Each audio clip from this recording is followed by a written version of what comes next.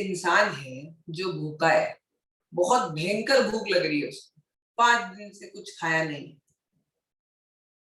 ठीक है, और फिर उसको छठे दिन मिलती है दावत। तो बताओ क्या वो इंसान सबसे ज्यादा खुशनसीब इंसान नहीं होगा? और दावत मिलती है मतलब शानदार वाला खाना, एकदम बढ़िया, पनीर की सब्जी, दाल मखनी, लच्छा पराठा, चीज नान, जो बोले वो मिलता है उसको, एकदम बढ़िया वाला। वो पर्सन लकी होगा या नहीं होगा? होगा, 100% होगा। आप लोग भी वही इंसान होंगे, आपकी भी सिचुएशन वही होगी। क्यों? क्योंकि आप पिछले 2 सालों से स्ट्रगल वाले फेज में हो, 11th 12th कोविड की वजह से, ठीक है, और 1 साल और आप मेहनत करते हो, उसके बाद में आपको मिलेगी हॉस्टल लाइफ। घर पे बैठ के कॉलेज अटेंड नहीं करना है भाई, मान के चल लो साल भर, 1.5 साल के अंदर तो पूरे भारत के अंदर वैक्सीन सबको लगी जाएगी। लेट्स होप 2022 आप लोग कॉलेज जाओगे, घर पे बैठ के फर्स्ट ईयर नहीं पढ़ोगे, जो कि पिछले 1.5 सालों से बच्चे पढ़ रहे हैं, घर से ही कॉलेजेस हो रही है उनकी। भाई कॉलेज का मजा तो कॉलेज में रह के आता है, हॉस्टल में रह के आता है, यारी दोस्ती निभाने में आता है, रैगिंग देने में आता है। फर्स्ट ईयर में जो रैगिंग देने में मजे होते हैं वो रैगिंग लेने में मजे नहीं होते। तो मैं ये अज्यूम करके चल रहा हूँ कि with in span of 10 months और 15 मंथ्स पूरे भारत में सबको वैक्सीन लग जाएगी। लेट्स होप कि अभी ये जो कोविड का वायरस है और फर्दर म्यूटेट ऐसा हो जाए जिसका कुछ अता पता ही नहीं है, फिर तो बात ही अलग होगी। लेकिन अब जो फर्दर म्यूटेशन होगी, XYZ जो भी होगी, लेट अस अज्यूम जो भी वैक्सीन लग रहा है वो उस म्यूटेशन को भी हैंडल विद एफिशिएंसी कर ले। आप वो इंसान के जैसे हुए या नहीं हुए जो बहुत भूखा था और उसको खाना मिला? वही वो इंसान जो बहुत तड़प रहा है, घर पे रह के फ्रस्ट्रेट आ चुका है, frustration is that its peak, और उसके बाद में उसको मिलती है आजादी कॉलेज के अंदर। और वो आजादी अगर आपको IIT के टैग पे मिले, IIT के लेवल पे मिले, उससे बड़ी बात ही क्या होगी। अब वो जो इंसान भूखा है उसको बेस्ट टू बेस्ट होटल का खाना मिले तो मजे हो जाएंगे ना। अब एक कोई भूखा इंसान है, उसको रोड पे कोई छोटे मोटे ढाबा है उसका खाना खिलाओगे, और एक बहुत भूखा इंसान है उसको आप 5 स्टार का खाना खिलाओगे, फर्क तो पड़ेगा। तो 5 स्टार वाला खाना है IIT। अग्रीड?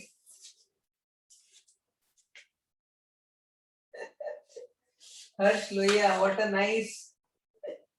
अगर वो इंसान 5 दिन में भूख की वजह से मर ही जाए तो बेटा मर तो रहे हैं, हो सकता है कल को मेरे को कोविड हो जाए, क्या पता मेरे को कुछ हो जाए। नथिंग इज परमानेंट, ठीक है ना।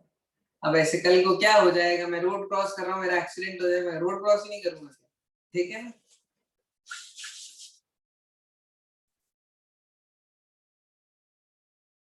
प्रियदर्शनी चौधरी, खुशी मिल गई ये सुन के, all this absolutely make sense, yes. हाँ बेटा मैंने वैक्सीन लगवा लिया, ठीक है ना, फर्स्ट डोज डन। मैं लॉजिकल बात बता रहा हूँ भाई आपको, हो सकता है आप बहुत ज्यादा ही लकी हो अगर आपको आगे आने वाले टाइम में फर्स्ट ईयर कॉलेज में मिले, क्योंकि पिछले 2 टाइम के बैचेस उनका फर्स्ट ईयर घर पे ही निकला है। और सबसे ज्यादा मजा आता है कॉलेज में फर्स्ट ईयर और फाइनल ईयर में। फर्स्ट ईयर के अंदर सब कुछ नया होता है, उसका मजा होता है, और फाइनल ईयर के अंदर हम सोचते हैं कि भाई अब बस 1 साल और रहा है, यारी दोस्ती 1 साल और निभानी है, कॉलेज बाद में वापस से कभी आएगा नहीं, तो लिव टू द फुलेस्ट। तो फर्स्ट ईयर और फाइनल ईयर बेस्ट होते हैं।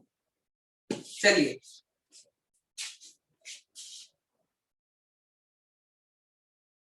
रोहित, आपका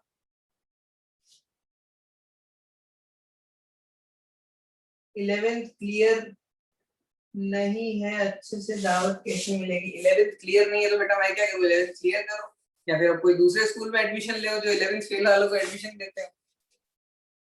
चलो, आप लोग का जो क्वेश्चन बैंक है उसमें मेरे को सर ने बोला है कि 1 से अराउंड 35 तो अपन कर चुके थे डिस्कस, तो 35 to 80 ये क्वेश्चन आज करवाने। अच्छा फेल नहीं हो, कंसेप्ट क्लियर नहीं है, वो तो क्लियर हो जाएंगे, 11th के अंदर चीजें समझ इतनी नहीं आती है जितनी 12th में आती है धीरे धीरे। अब ये आपको रियलाइज हो ही गया होगा जो भी पुराने बच्चे हैं कि 11th के अंदर तो हमको इतने सारे क्वेश्चंस नहीं मिलते थे, 12th में एक्स्ट्रा क्या है कि हमको क्वेश्चन बैंक भी मिल रहा है, हमको शीट भी मिल रही है, हमको HCF भी करनी है, थोड़ा एक्स्ट्रा क्यों करवा रहे हैं 12th में? क्योंकि अब आप बड़े हो चुके हो, अब आपको ज्यादा मेहनत करवाएंगे हम लोग। भाई अगर मेरे जेब में 1000 रुपए है तो मैं समय आने पे इसको खर्च करूंगा ना। मेरे जेब में 1000 रुपए है, ऐसी थोड़ी ना वेस्ट कर दूंगा, बाहर जाऊंगा ला भाई मेरे को फालतू की ये चीज दे दे, नहीं। 1000 रुपए हैं, मैं टाइम आने पे काम की चीज लेऊंगा। तो अभी आपका टाइम आ चुका है, आपके अंदर जो पोटेंशियल है उसको हम एक्सक्लूड कर रहे हैं, उसको हम एक्सट्रैक्ट कर रहे हैं, इसीलिए आपसे ज्यादा मेहनत करवा रहे हैं। सही समय पे सही जगह पे खर्चा करो, रिजल्ट मिलता है। तो बस वही वाली बात।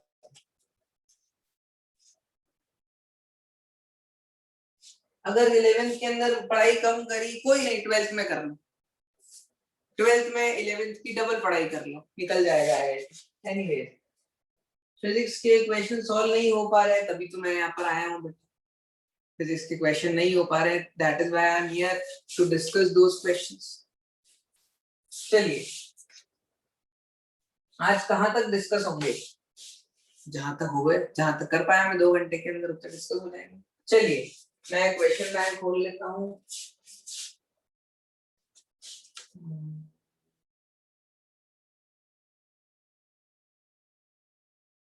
इलेक्ट्रोस्टैटिक क्वेश्चन बैंक,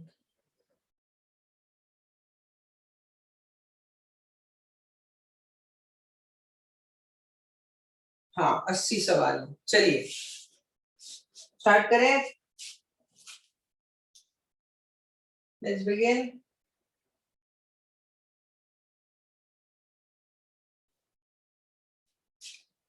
सबसे पहले आप लोग अपने डाउट बताओ मेरे को, 35 टू 40 के, 35 से 40 के डाउट बोलो अपने।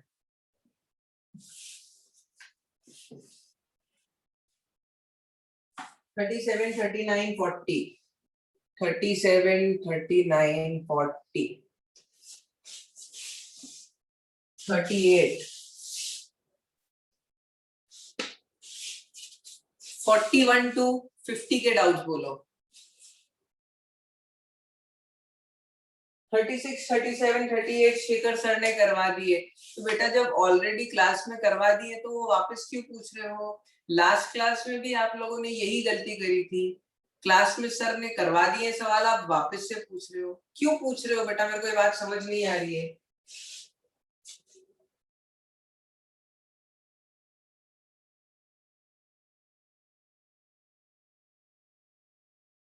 थर्टी सिक्स, 37, 38, उसके बाद 42, 48, 40, 42, 48, 41, 42 टिल 50 अपने डाउट्स बोल लो। 43rd,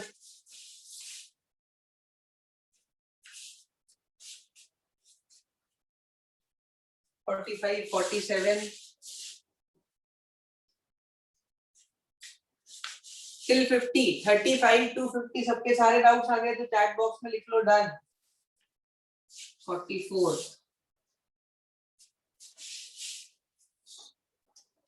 50वां सवाल और ये ले 50वां, सबके सारे डाउट्स आ गए डन। 49 नहीं लिखा गया मैंने, तो देखो 40, 41, 42, 43, 44, 45, 47, 48, 49, बेटा सारे सवाल पूछ लेते हो आप लोग, पता है ऐसे काम नहीं चलेगा। एक 46 को छोड़ के आपने सारे सवाल पूछ डाले, 36 नहीं पूछा, 46 नहीं पूछा, बाकी 38 नहीं पूछा, 15 में से आप 13 सवाल तो पूछ लेते हो क्योंकि 46 क्लास में हुआ है इसलिए। लेट्स सी, अब बेटा मेरा काम है आपके सवालों को सॉल्व करना, बट आपके पॉइंट ऑफ व्यू से मैंने लास्ट क्लास में भी सेम बात बोली थी, आप जितने ज्यादा डाउट पूछोगे उतने ज्यादा आप ही पीछे हो रहे हो, जितने कम डाउट पूछोगे उतने आगे बढ़ रहे हो। चलिए एनीवेज, मेरा काम है आप लोग को डाउट्स बताना, मैं आपको डाउट्स बता देता हूँ। Let's start with 37। देवेश 38 लिख तो दिया, 38 देवेश।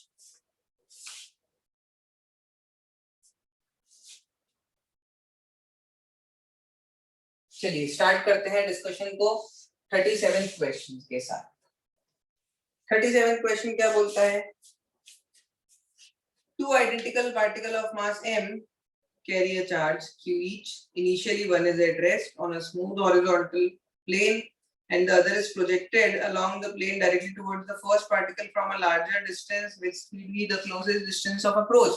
Conservation of energy का सीधा सवाल है।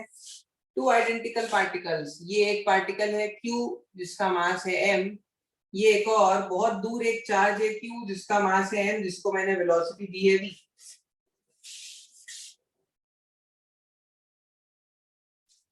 अब ये इसकी तरफ आ रहा है, तो जैसे ही ये पॉजिटिव पॉजिटिव नजदीक आएंगे, ये लेफ्ट वाला पॉजिटिव राइट वाले पॉजिटिव को धक्का देगा। तो क्या मैं बोल सकता हूँ, ये तो वही वाला सवाल है जो आप 11th क्लास में करके आ रहे थे। एक स्प्रिंग है, स्प्रिंग के आगे एक ब्लॉक लगा हुआ है, एक और ब्लॉक इधर आ रहा है, find the maximum compression in the spring.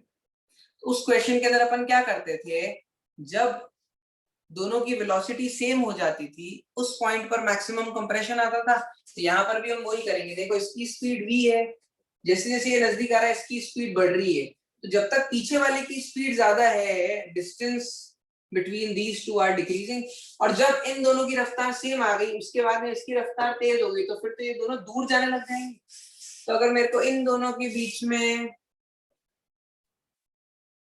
Smallest distance d निकालना है, तो मैं मान लेता हूं जब दोनों सेम वेलोसिटी से जा रहे होंगे तो सेम वेलोसिटी से कैसे जा रहे होंगे, conservation of linear momentum,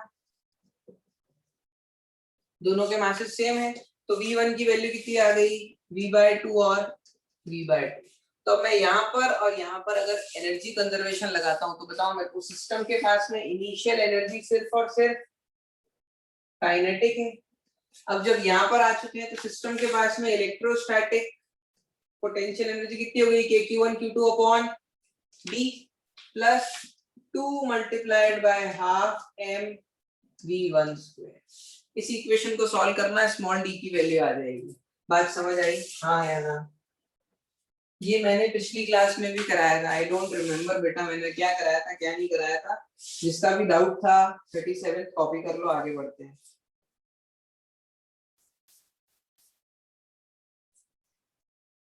thirty seven के बाद में आपका डाउट आया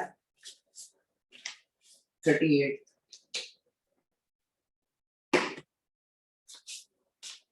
इक्वेशन कॉपी कर लो, फिर 38 पे आता हूँ।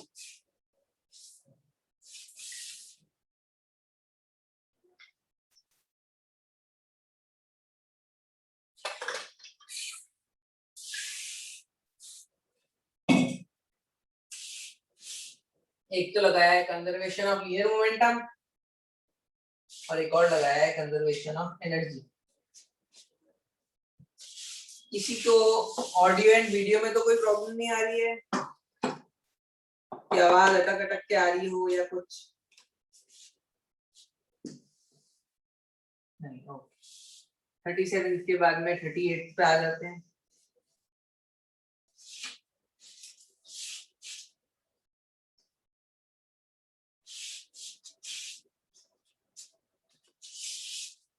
The diagram shows a small bead of mass m carrying charge q. The bead can freely move on the smooth horizontal plane, placed on a smooth horizontal plane. In the same plane, charge q has also been fixed. Potential energy at the point P due to q is V. Yeah. Q delta V equal to half mv square कर देंगे। The velocity with which the bead should be projected from the point P so that it complete a circle should be greater than। यहाँ पर एक charge पड़ा है Q, इस Q की वजह से इस पॉइंट पर पोटेंशियल है V1। तो क्या मैं बोल सकता हूँ KQ अपॉन 4A। यहाँ पर पोटेंशियल की वैल्यू दी हुई है V। इस पॉइंट पर पोटेंशियल क्या हो जाएगा, इस पॉइंट पर मैं मान लेता हूँ इसकी वजह से पोटेंशियल है कि V2, तो उसकी वैल्यू हो जाएगी KQ upon A। KQ upon A किसके बराबर हो जाएगा, 4V। यहाँ तक बात समझ आती है, हाँ या ना? तो यहाँ पर पोटेंशियल है V, यहाँ पर पोटेंशियल है 4V। तो पोटेंशियल डिफरेंस कितना हो गया, 3V। तो यहाँ पर जो भी चार्ज पार्टिकल है कौन सा है, small charge particle Q delta V बराबर हाफ mv स्क्वायर। भाई जो भी पोटेंशियल एनर्जी में चेंज आया है उसके कॉरेस्पॉन्डिंग जो वर्क किया है वही तो काइनेटिक एनर्जी है। यहाँ पर मैंने एनर्जी दी इसको कितनी, वेलोसिटी दी v की, q डेल्टा v बोले तो q multiplied by 3v equal to half mv square. यहाँ पर मैंने वेलोसिटी 0 मान ली, यहाँ पर वेलोसिटी v मान ली है, तो जैसे जैसे यहाँ पर इधर जा रहा होगा इस पॉइंट पर आएगा इसकी वेलोसिटी 0 होगी, लेकिन क्योंकि अपने इनर्शिया की वजह से यहाँ पर आएगा और फिर ये रिपल्शन करते हुए आएगा वापस से यहाँ पर आ जाएगा, तो ये कंप्लीट सर्कल बन जाएगा। बात समझ आई, हाँ या ना? कॉपी कर लो, यहाँ से वेलोसिटी की वैल्यू आ गई √6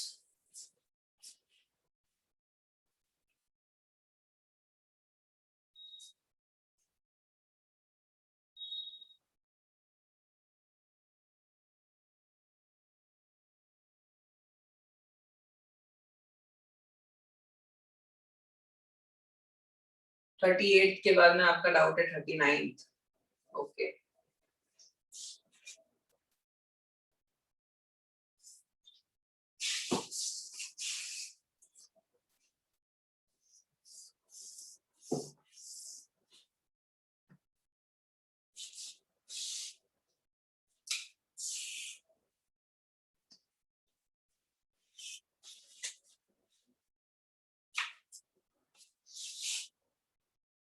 electric field is given by, okay 39 question के अंदर ये दिया हुआ है, एक कोई फिगर दिया हुआ है ऐसा, ये पॉइंट के कोऑर्डिनेट है l,0, ये पॉइंट के कोऑर्डिनेट है 0,l। इलेक्ट्रिक फील्ड दी हुई है रीजन के अंदर xi cap plus yj cap, मतलब राइट की तरफ इलेक्ट्रिक फील्ड है और y की तरफ इलेक्ट्रिक फील्ड है। अच्छा सवाल है, ठीक सवाल है, देखो ध्यान दो। is present in the xy plane a small charge, a small ring carrying charge plus q which can freely slide on this particular smooth non-conducting rod is projected from the point 0,l। यहाँ पर project किया है इसको 0,l से इस ring को, such that it can reach the other end of the rod, what minimum velocity should ring be given? Okay, तो देखो ध्यान से, इस रिंग के ऊपर चार्ज पॉजिटिव है, तो यहाँ पर इलेक्ट्रिक फील्ड कितनी है, इस पॉइंट पर इलेक्ट्रिक फील्ड कितनी है, x तो 0 है और y l है, तो ऊपर की तरफ इलेक्ट्रिक फील्ड है। और किसी जनरल पॉइंट पर इलेक्ट्रिक फील्ड y के अलोंग भी है और x के अलोंग भी है, मतलब जो भी इसको रोकने वाला है, क्या मैं बोल सकता हूँ ऊपर वाली इलेक्ट्रिक फील्ड इसको रोक रही है और इसको राइट आने से राइट वाली इलेक्ट्रिक फील्ड तो इसको खींच रही है राइट की तरफ। एक इलेक्ट्रिक फील्ड इसको अपोज कर रही है और एक इलेक्ट्रिक फील्ड x के अलोंग जो है वो तो इसको सपोर्ट कर रही है, हाँ या ना? ये बात समझ आती है, यस और नो?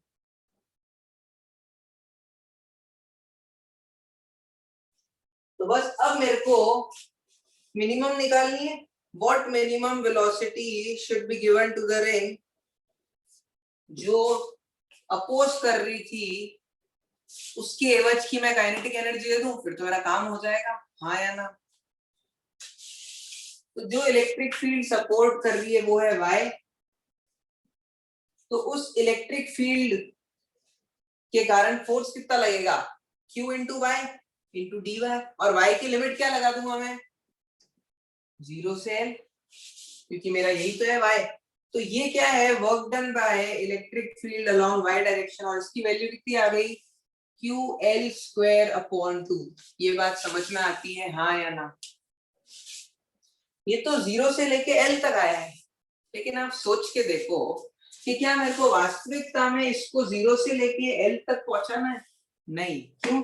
क्योंकि मैं इसको बस 0 से लेके L/2 तक पहुंचा दूंगा, उसके बाद तो ये जो x के अलोंग की इलेक्ट्रिक फील्ड है वो तो बढ़ रही है राइट की तरफ, और y के अलोंग वाली इलेक्ट्रिक फील्ड तो कम हो रही है। मतलब 0 से लेके L/2 तक y वाले अपोजिशन का इफेक्ट स्ट्रॉन्ग था, L/2 के बाद में जो सपोर्ट कर रहा है उसका इफेक्ट आ जाएगा पिक्चर में। मतलब अगर मेरे को मिनिमम वेलोसिटी देनी पड़ेगी तो मेरे को तो कैसे तैसे करके इसको L/2 तक पहुंचाना है, उसके बाद तो ये अपने आप ही चले जाएगा। बात समझ आई, हाँ या ना?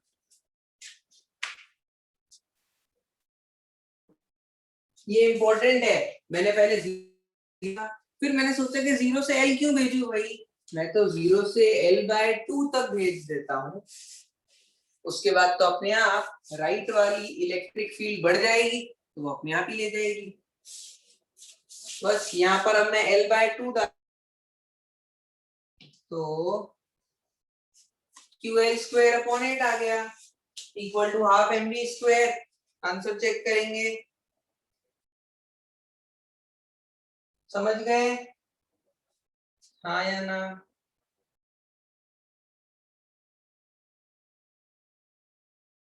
आगे बढ़ सकता हूँ, कॉपी कर लो।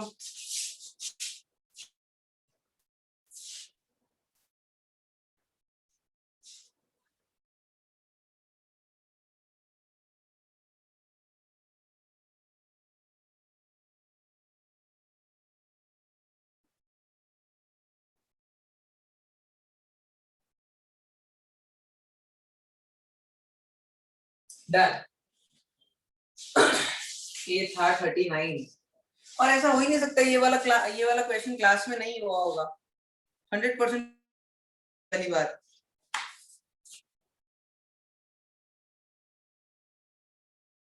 ये वाले क्वेश्चन क्लास में कराए होंगे, मेरे को पहले स्टार्टिंग में चैट बॉक्स में किसी ने बोला था कि 37, 38, 39 सब क्लास में कराया है।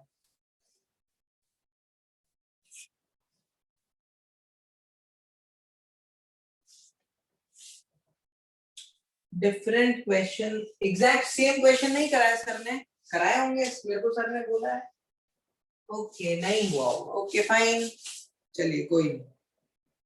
अब हो गया 39 के बाद में ये था, 39 था, 39 के बाद में है 40, 40th क्वेश्चन। और उसके अलावा आज की क्लास में मेरे को आपको एक डेरिवेशन भी करवाना है, electric field due to a finite line charge. याद करो लास्ट क्लास में मैंने आपको एक फॉर्मूला लिखवाया था, पॉइंट पर Ex और नीचे की तरफ Ey, फॉर्मूला याद है? इसका डेरिवेशन भी करना है अपने को।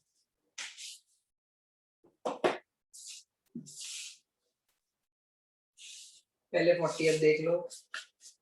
A unit positive point charge of mass m is projected with a velocity v inside tunnel as shown. The tunnel has been made inside a uniformly charged non-conducting sphere. The minimum velocity with which the point charge should be projected such that it can reach. Okay.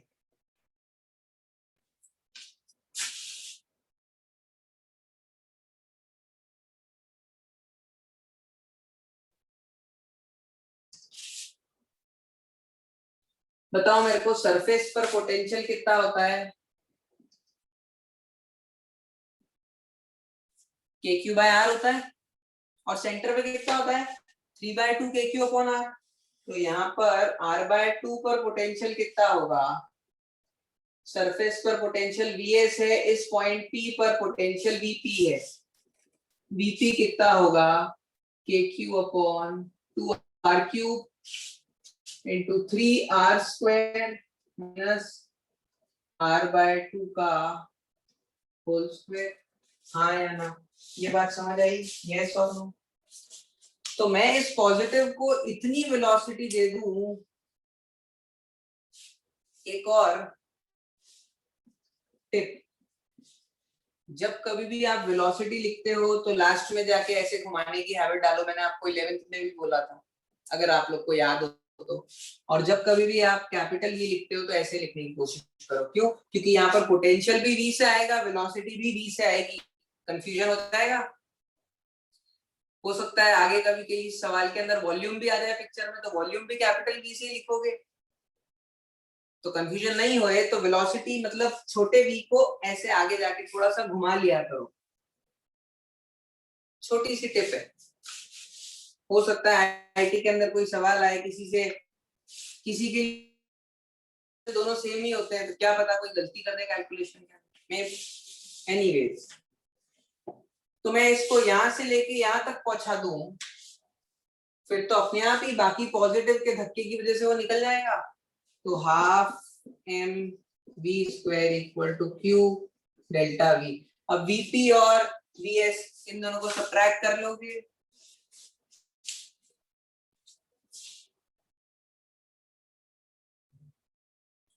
Yes sir मैं confuse होता हूँ। Okay first हो गया 39 question का answer नहीं आ रहा। 39 question कौन सा आ गया फिर?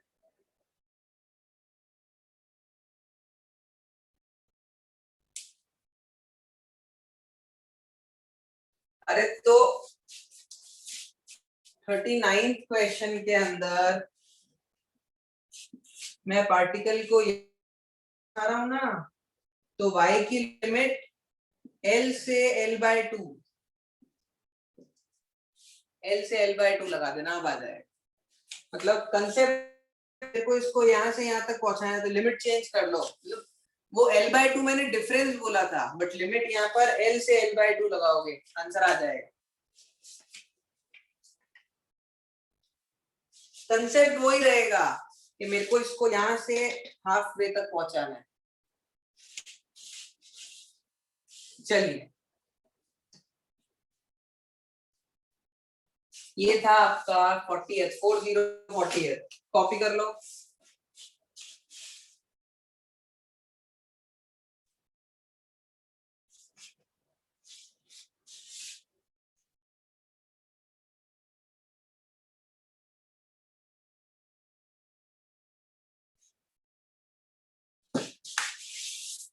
मेहुल माथुर, क्या चीज रिपीट करूं, कौन सा क्वेश्चन नहीं आया? 40th या 39? 40th। यहाँ पर ये एक पार्टिकल है, स्मॉल एम मास है जिसका, जिसको मैं वेलोसिटी v कितनी दूं ताकि ये टनल से बाहर निकल जाए। Minimum velocity I must give to this particle so that it is able to reach out of this tunnel. तो मैं इसको यहां से लेके यहां तक पहुंचा देता हूं, उसके बाद तो ये जो पॉजिटिव है उसके धक्के की वजह से ही वो बाहर हो जाएगा। तो यहां से लेके यहां तक पहुंचाने कितनी काइनेटिक एनर्जी देनी पड़ेगी? Half M V square equal to Q delta V. और डेल्टा वी यहाँ पर पोटेंशियल कितना होता है? सरफेस पे पोटेंशियल होता है, याद करो वो वाला ग्राफ, याद है? सरफेस पे r/2, सरफेस मतलब सॉरी सेंटर से r/2 पे पोटेंशियल कितना हो जाएगा? kq upon 2r3।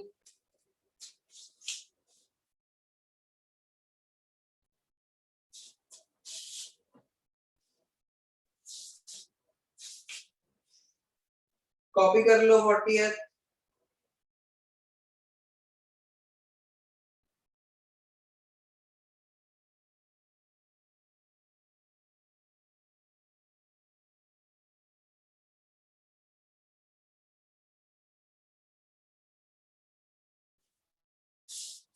Thirty nine में रुको, 39 का भी आंसर देता हूँ आपको निकाल के। कंसेप्ट 40th का समझ आ गया? मिटा दूं 40 40, 39 के आंसर तक पहुंचाता हूँ आपको, बताओ।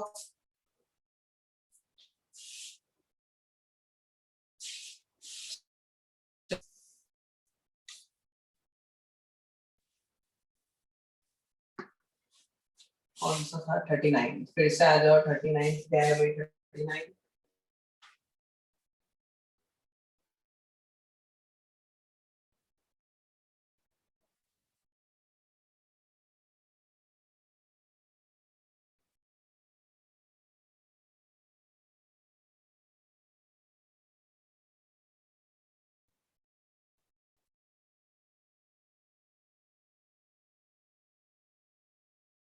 एक इलेक्ट्रिक फील्ड दी हुई है,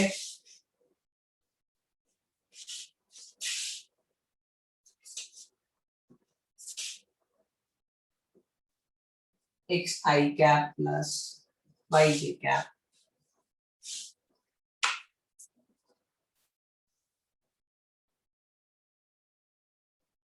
मेरे को इसको यहां से यहां तक पहुंचाना है। ये बात तो समझ आई।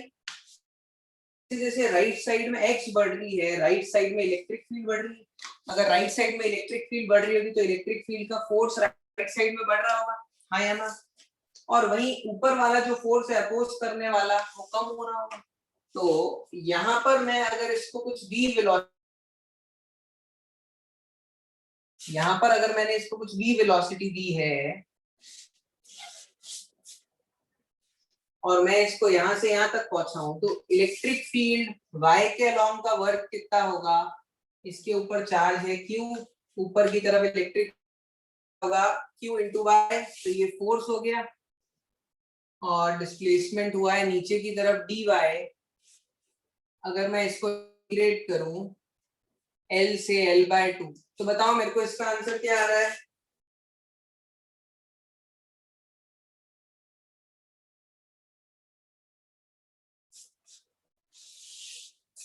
Three Q L square upon 8, 3q_l²/8। अब देखो ध्यान से, यहाँ पर मैंने इसको वेलोसिटी दी है नीचे की तरफ भी। अब इस का जो नीचे की तरफ वाला कंपोनेंट होगा वो क्या होगा? v/√2। और राइट की तरफ वाला कंपोनेंट क्या होगा? v/√2। ये जो v/√2 है वो तो बढ़ के अब कुछ और हो जाएगा। अब वो अगर मेरे को निकालना है तो क्या मैं बोल सकता हूँ half m v²/2 plus x के अलोंग जो इलेक्ट्रिक फील्ड का वर्क है वो तो हो जाएगा q इंटू एक्स dx 0 से l/2 बराबर हाफ m v1²। ये वाली वेलोसिटी हो गई v1। बात समझ आई, हाँ या ना? मैं सिर्फ x के अलोंग बात कर रहा हूं पहले। तो ये जो के अलोंग वाली वेलोसिटी, ये v1 ज्यादा है, और एट द सेम टाइम जो इलेक्ट्रिक फील्ड है वो तो ऊपर की तरफ धक्का दे रही है। तो ये जो नीचे की तरफ वेलोसिटी है v/√2, वो इसको नीचे लेके आ रही है, वो इसको नीचे लेके आ रही है। तो ऊपर रोकने वाला है दिस। तो अगर मैं इसको ही कंपेयर कर लेता हूँ ना, सीधा सिर्फ y के अलोंग बात कर लेता हूँ और मैं लिमिट लगा देता हूँ 0 से l, तो ये आंसर आ गया q_l² वेट कर देता हूँ हाँ m v/√2 से, तो v/√2 का होल स्क्वायर। ये सवाल खत्म हो गया है। देखो ध्यान से, x के अलोंग तो मेरे को कोई लफड़ा है ही नहीं, x के अलोंग तो मेरे को कोई लफड़ा है ही नहीं, क्योंकि x के अलोंग तो हमेशा वेलोसिटी बढ़ ही रही है। y के अलोंग कौन सी वेलोसिटी है? ये इतनी हो ताकि जो y के अलोंग टोटल वर्क है वहां से आंसर आ गया। ये देखो 0 से l आ रहा है, करें 0 से l तक इंटीग्रेट कर दो, इक्वल टू हाफ, सिर्फ और सिर्फ y के अलोंग आंसर आ गया। समझ गए? फाइन। मतलब क्वेश्चन का कंसेप्ट क्या था? मेरे को इससे कोई दूसरा क्वेश्चन याद आ गया जिसके अंदर मैं 0 से l/2 तक पहुंचा देते हैं। एनीवेज चीज वही है, वैसे ही सोचना है। आंसर नहीं आ रहा तो वो जो क्वेश्चन, हो सकता है आपको कभी कहीं और एक दूसरा क्वेश्चन मिले जिसके अंदर आपको 0 से l/2 तक पहुंचाना हो। वही होते हैं, जैसे 40th क्वेश्चन के अंदर यहाँ से सेंटर तक पहुंचा है, इसके अंदर मेरे को लॉन्ग देखना था और यहाँ की बात कर। डन।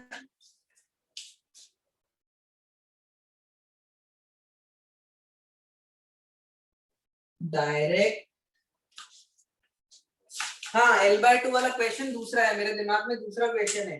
वैसा क्वेश्चन भी आपको कहीं ना कहीं मिलेगा, फिटजी वगैरह करते हो तो सेम कंसेप्ट पे सेम क्वेश्चन है, वहां पर 0 से L तक लेके जाते हैं। चलिए आयुष पूछ रहा है फिटजी में मिल जाएगा आपको सवाल L/2। अब बेटा देखो इतने क्वेश्चन होते हैं ना,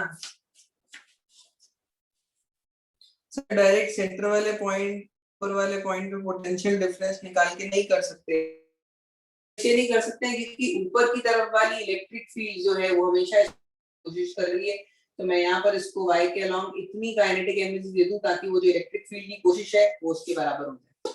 वहां से आंसर आ गया। इससे भी आंसर नहीं आ रहा है, मेरे को तो वेलोसिटी निकालनी है।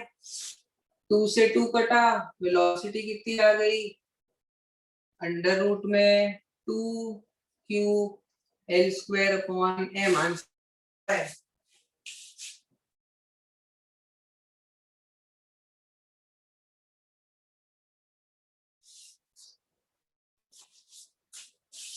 What should be the minimum velocity given to the ring?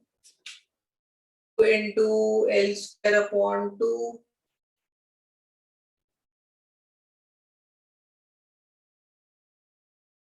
Half से कटाइए, इधर 2 आ गया,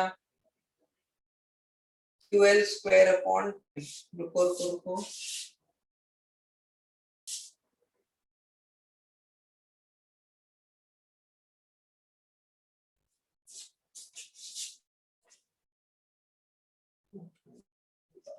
ग्रेविटी इग्नोर करनी है, इधर मैंने वेलोसिटी भी दी है,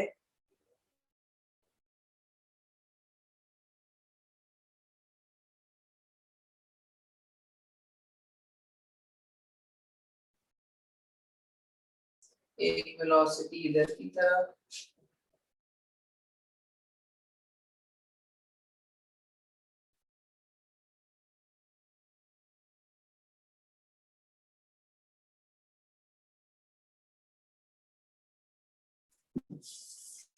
total work done by electric force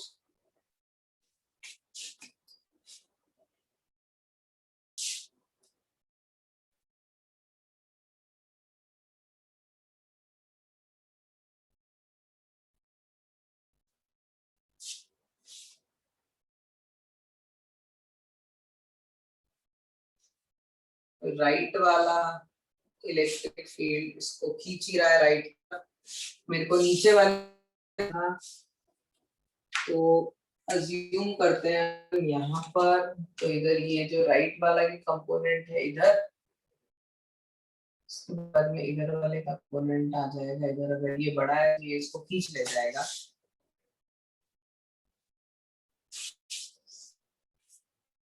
mid point तक ही लेके बाद में x अपने आप जाएगा, इंक्रीजेस एज y डिक्रीजेस। हाँ एग्जैक्टली देखो इधर ये तो ज्यादा आ रही है वेलोसिटी, इससे तो काम हो ही जाएगा, मिनिमम पूछी गई है।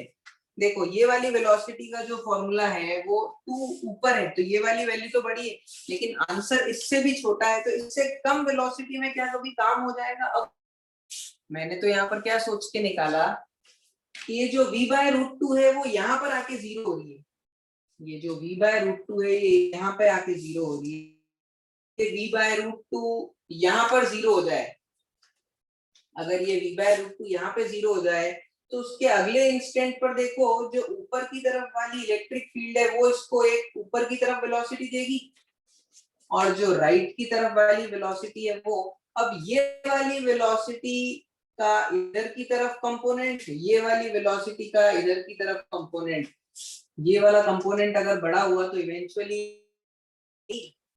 कंसेप्ट सेम ही है, 0 से L/2 तक ही करना है अपने को, कंसेप्ट सेम ही है। देखो कंसेप्ट कैसे, इस पॉइंट पर अगर मैं इस v/√2 को खत्म कर दूं, अगर मैं लिमिट 0 से L/2 की लगा दूं, आंसर क्या आ गया, यहाँ पर एक 4 आ गया नीचे यहाँ पर, और एक और उससे आंसर आ गया यहाँ पर ये डिवाइडेड बाय 2, देखो 2 1 जा 2 2 जा q l square upon 2m। अब यहाँ पर किया क्या है, ध्यान देना, यहाँ पर किया क्या है, इस पॉइंट पर y वाली वेलोसिटी जीरो करी है, क्योंकि मिनिमम निकालनी है मेरे को।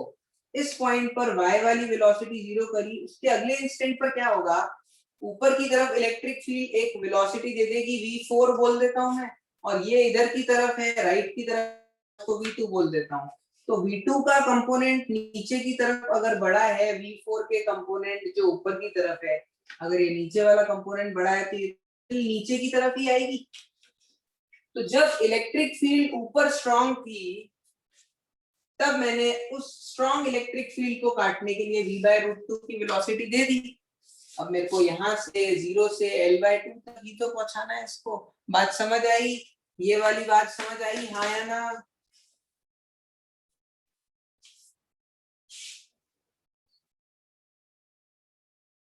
समझ गए? कंसेप्ट वही है, 0 से l/2, कुछ फर्क नहीं है कंसेप्ट में। हाँ 0 l/2 पे ही तो आ रहा है आंसर, क्योंकि यहाँ पर मैंने इस पॉइंट पर y के अलोंग वेलोसिटी जीरो कर दी, उसके बाद में y के अलोंग वेलोसिटी बढ़ी v4 होगी, लेकिन इस v4 का जो कंपोनेंट है along this line will be less in comparison to the v2 का कंपोनेंट अलोंग दिस लाइन, तभी तो ये नीचे की तरफ खींचा चला जाएगा। कंसेप्ट द सेम कि मेरे को सेंटर तक।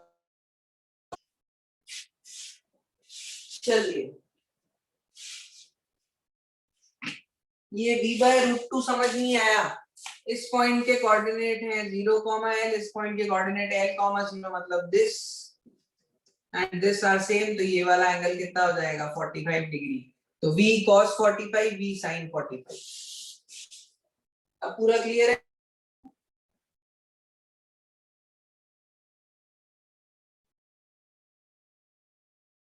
चलिए कॉपी कर लो। 39 के बाद में आ जाते हैं 41st। 41st क्वेश्चन क्या है भाई? A conducting sphere of radius a has charge q on it. It is enclosed by a neutral conducting concentric spherical shell having inner radius 2 and outer radius। इलेक्ट्रोस आपको सेल्फ एनर्जी पढ़ा दी गई है, चलो फिर तो ठीक है, हो जाएगा।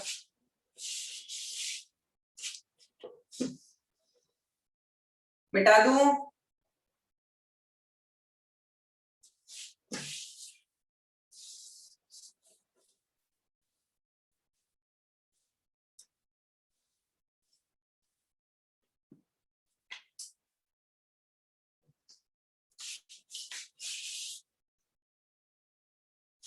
देखो भाई क्या है,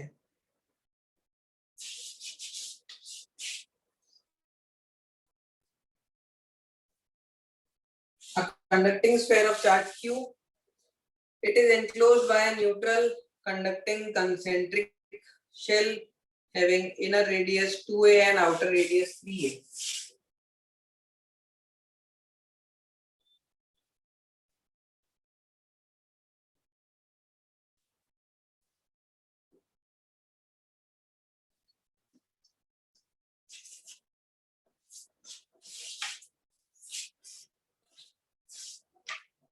चार्ज डिस्ट्रीब्यूशन निकालोगे, इधर q है, इधर -q, इधर q, इधर -q, इधर q। तो इस क्वेश्चन को करने के कई सारे तरीके हैं। Half epsilon not E square से करें,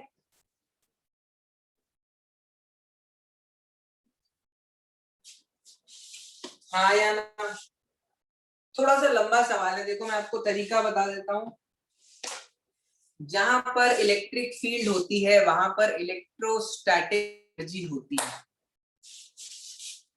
तो यहाँ पर इलेक्ट्रिक फील्ड कहाँ पर है, यहाँ पर है, यहाँ पर इलेक्ट्रिक पर है, यहाँ पर है, और कहां पर है, यहाँ पर है। तो इसको मैं बोल देता हूँ E1, इसको मैं बोल देता हूँ E2, इसको मैं बोल देता हूँ E3। E1 will be because of this, E2 will be because of this as a point charge, similarly E3 as a point charge, हाँ या ना? तो ½ एप्सिलॉन नॉट 0 से A तक तो इलेक्ट्रिक फील्ड 0 है, तो A से 2A E1 प्लस 2A से 3A प्लस 3A से इंफिनिटी E3 स्क्वायर dV, और dV क्या हो जाएगा 4 pi r dr, 4 pi r square dr। किसने पूछा था ये क्वेश्चन? अब कर लोगे?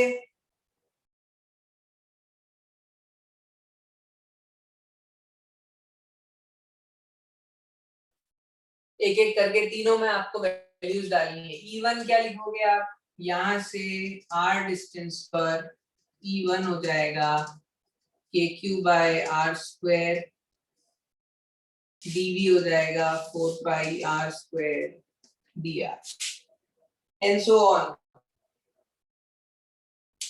सेल्फ एनर्जी इंटरएक्टिव एनर्जी से भी निकाल सकते हैं ना? हाँ,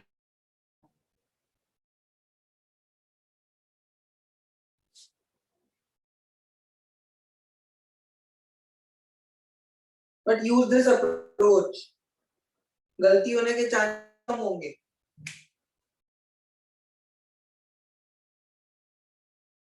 41st के बाद में आ जाते हैं अपन 42nd।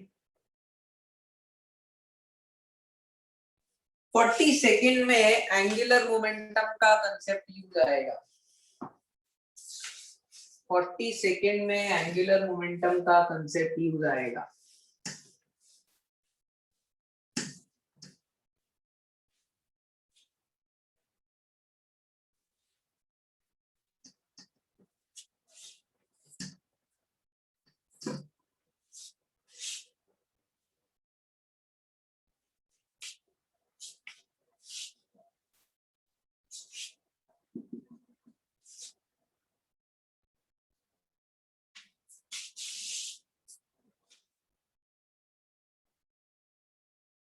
A particle of mass 1 kg and charge 1/3 microcoulomb is projected towards non-conducting spherical shell having the same charge uniformly distributed.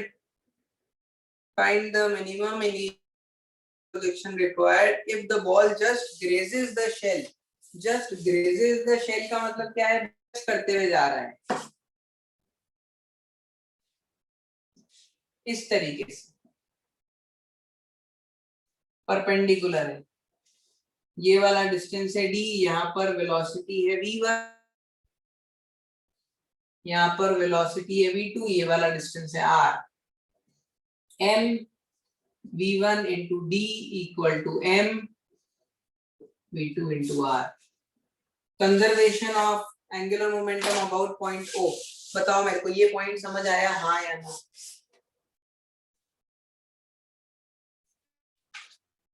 इस सेंटर के अबाउट कोई टॉर्क होगा क्या सिस्टम का? नहीं, क्योंकि जो भी इलेक्ट्रोस्टैटिक फोर्स ऑफ रिपल्शन है वो तो इस पॉइंट से पास हो रहा है, तो उसका टॉर्क तो जीरो। अब किसी भी सिस्टम पर अगर एक्सटर्नल टॉर्क जीरो होता है तो एंगुलर मोमेंटम कंजर्व रहता है। इस पॉइंट के about mv into r perpendicular mv1 into d mv2 into d।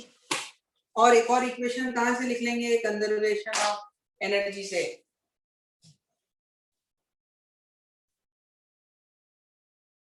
Second question क्या हो गया? कंजर्वेशन ऑफ एनर्जी की इक्वेशन लिख दे। शुरुआत में पार्टिकल इंफिनिटी पे है तो हाफ m v1 स्क्वायर, और जब वहां पर ऊपर पहुंचा है तो half m v2 square plus k q square upon r। दोनों के ऊपर चार्ज मेरे ख्याल में सेम ही दिया हुआ है। 42nd क्वेश्चन जिसने भी पूछा था कॉपी कर लो।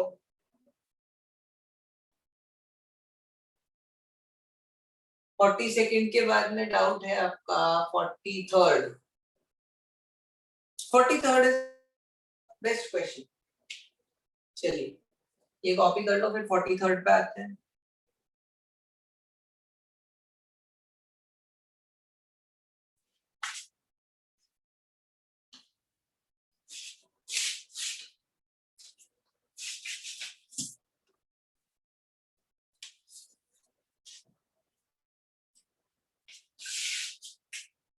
43rd done. किसका डाउट था 43rd?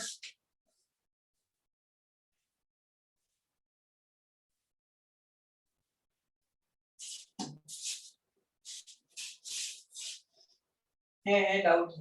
सिर्फ फॉर्मूला ही तो लगाना है। हाँ हर्षित, सिर्फ फॉर्मूला ही लगाना है, लेकिन वो फॉर्मूला कैसे लगाना है इतना इजी होता तो बेटा इतने लोगों को डाउट नहीं होता ना। देखो 43rd क्वेश्चन क्या है। The diagram shows three infinitely long uniform line charges placed on x-axis, y-axis and z, moving a unit positive charge from 1, 1. Okay, क्या है? y के along है 3 lambda, x के along है 2 lambda, z के along है lambda। पहले तो इधर देखो ध्यान, ये मैं मान लेता हूँ lambda है, इधर पॉजिटिव चार्जेस बैठे हुए हैं यहाँ पे। तो बताओ मेरे को, क्या एक चार्ज से यहाँ मूव करना हो, ए से बी पे मूव करना है, तो वर्क डन कितना होगा?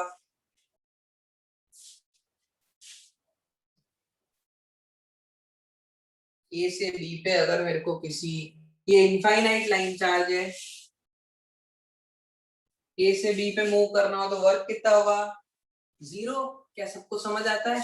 ये इक्विपोटेंशियल सरफेस है ना, सिलिंड्रिकल। लेकिन वही अगर मेरे को ए से सी पे वर्क चार्ज को मूव करना है तो वर्क करना होगा। हाँ करना होगा। कितना भाई? 2k लैम्डा अपॉन, ये तो इलेक्ट्रिक फील्ड है, इनटू क्यू। तो क्या मैं बोल सकता हूँ 2k lambda into Q ln R2 by R1? और नो, ये वर्क डन आ जाएगा। अगर मेरे को पार्टिकल को यहाँ से यहाँ मूव करना है, ये वाला डिस्टेंस हो गया R2, ये वाला डिस्टेंस हो गया R1। बस इस वाले फॉर्मूले को यूज करना है, इस वाले फॉर्मूले को यूज करना है और आंसर निकालना है।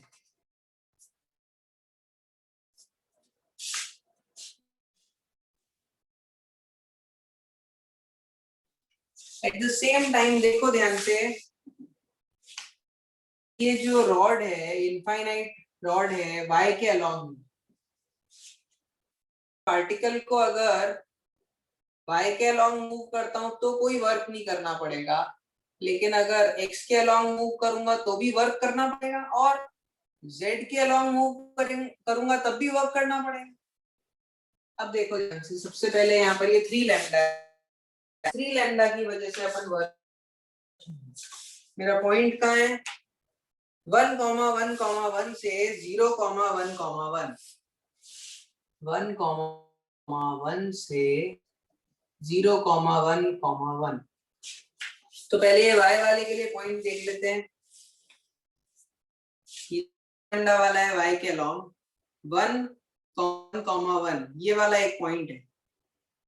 अब मैं इसको कहां पे मूव कर रहा हूं? इसका z चेंज नहीं कर रहा हूं, 0, 1 मैंने इसका x चेंज किया है। ये जो x था ये y है और ये z है। अब क्या मैं बोल सकता हूँ यहाँ से यहाँ आ गया हूँ? देखो ध्यान से, ये पॉइंट हो गया 0, 1, 1 इधर ही, तो यहां से यहाँ आया हूं मैं, हाँ या ना? तो बताओ मेरे को, पहले इसके बीच में डिस्टेंस कितना था? √3। अब इसके और इसके बीच में डिस्टेंस कितना है? √2। तो यहाँ पर R2 कितना हो गया? √3, R1 कितना हो गया? √2। बात समझ आई, हाँ या ना?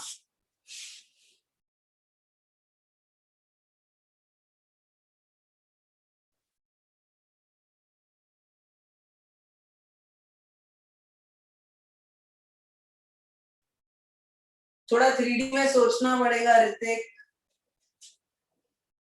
ये फॉर्मूला समझ आता है ऋतिक, हाँ या ना?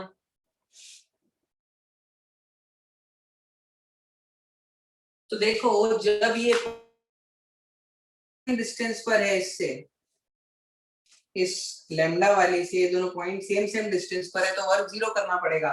लेकिन अगर इसके बीच में डिस्टेंस चेंज हो और R1 तो वर्क कितना होता है? तो पहले 3 के लिए देख लो, 3 लैम्डा के लिए देख 1,1,1 ये डिस्टेंस कितना होगा √3। बाद में क्या है 0,1,1 बाद में डिस्टेंस कितना है, बाद में डिस्टेंस कितना है ये वाला 1 और पहले डिस्टेंस कितना था 1,1,1 तो ये वाला डिस्टेंस कितना हो गया √2। बेसिकली 1 और 1 का ही जो ले रहा हूं मैं, तो √2 पहले था अब हो गया है 1। तो बात समझ आई हाँ या ना? तो वो कितना हो जाएगा 2k into 3 lambda q into ln √2। ये बात समझ आई हाँ या ना? ये देखो मैंने 3 लैम्डा के लिए लिखा है।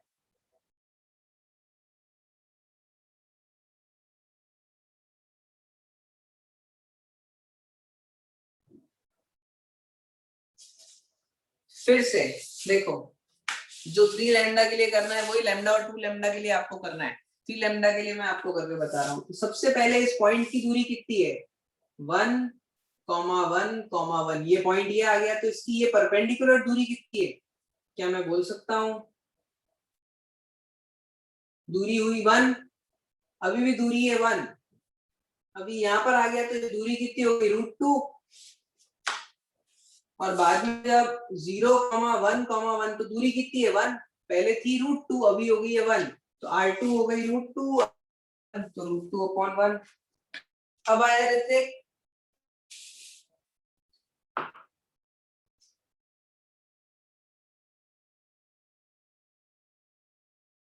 तो ये जैसे मैंने 3 लैम्डा के लिए डिस्टेंस निकाला है वैसे ही 2 लैम्डा के लिए भी सोचो। 2 लैम्डा के लिए देखो 1,1,1 तो ये डिस्टेंस आएगा √2 बाद में पॉइंट कहाँ है 0,1,1 डिस्टेंस तो सेम ही रहा √2 2 लैम्डा की वजह से तो 0 हो जाएगा। समझ आई बात हाँ या ना? कर लोगे?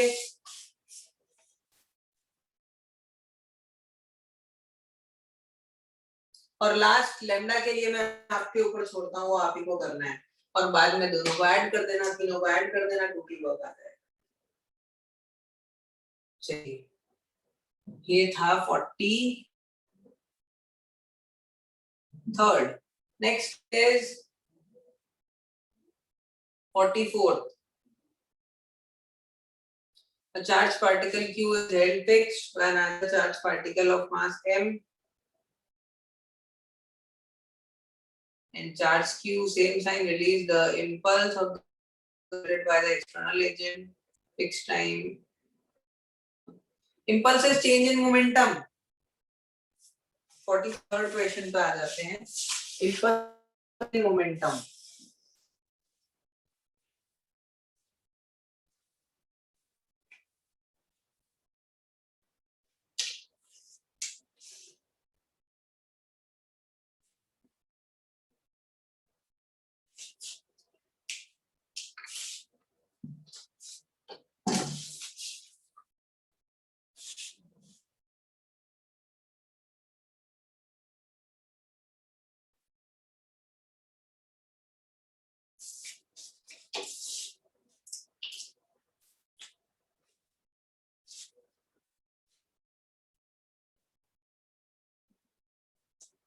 A charged particle Q is held fixed, another charged particle of mass m, charge small q is released from a distance r.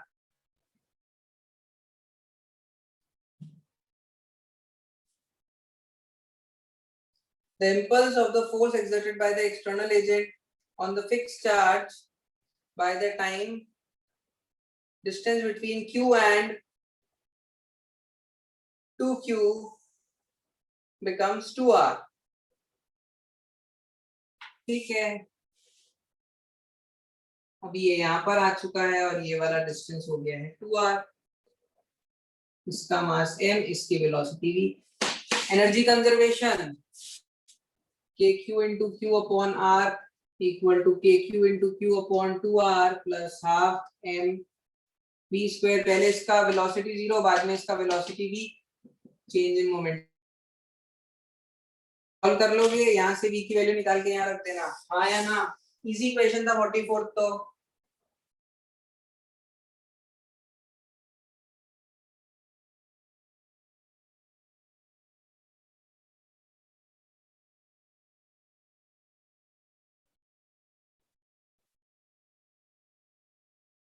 Energy से करो ना, क्यों जबरदस्ती इंटीग्रेशन लेके आ रहे हो पिक्चर में। चलिए नेक्स्ट क्वेश्चन है 45, आपकी शीट का ही सवाल है 45। देखो ये कॉपी कर लो, 45 का आता हूं।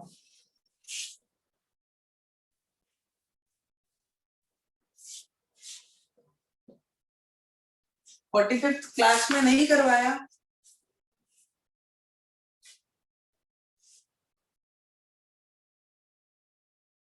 शीट का सवाल है, करवाया होगा 100%, हर साल कराते हैं सर। आपको आधे सवाल तो करा ही देते हैं, फिर भी आप पूछ रहे। देखो 45 in uniform electric field potential 10 volt, origin पे कितना है पोटेंशियल, ओरिजिन पे है 10 वोल्ट, यहाँ पर है 8 वोल्ट, यहाँ पर भी है 8 वोल्ट, और बाहर की तरफ Z पे भी है 8 वोल्ट। तो बताओ मेरे को इलेक्ट्रिक फील्ड की डायरेक्शन में पोटेंशियल,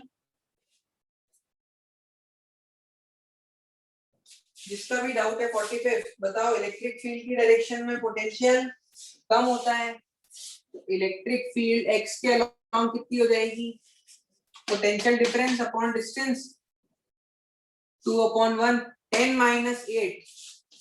नहीं समझ आया क्या?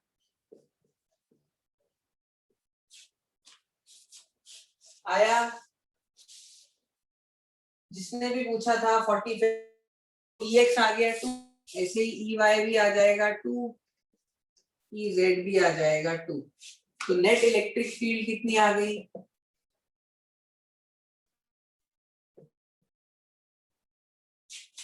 अब मेरे को पता है integration E dot D R equal to DV होता है माइनस डीवी। अब मैं इलेक्ट्रिक है और डी वेक्टर क्या लिखूंगा, D X I cap plus D Y plus D Z K cap, और एलएचएस में क्या आ गया 2dx plus 2dy plus 2dz equal to minus delta V. अब यहाँ पर देखो ध्यान से, मैं पॉइंट के कोऑर्डिनेट ले लेता हूँ 0,0,0। तो यहाँ पर मैं लिख दूंगा 10 वोल्ट, यहाँ पर पॉइंट के कोऑर्डिनेट ले लिया 1,1, यहाँ पर पोटेंशियल लिख दिया V। ध्यान से 2 into dx 0, 2 plus 2 plus 2 6 equal to minus of V minus 10। तो V की वैल्यू कितनी आ गई 4, आंसर इज 4 वोल्ट। समझ गए? आया या नहीं आया?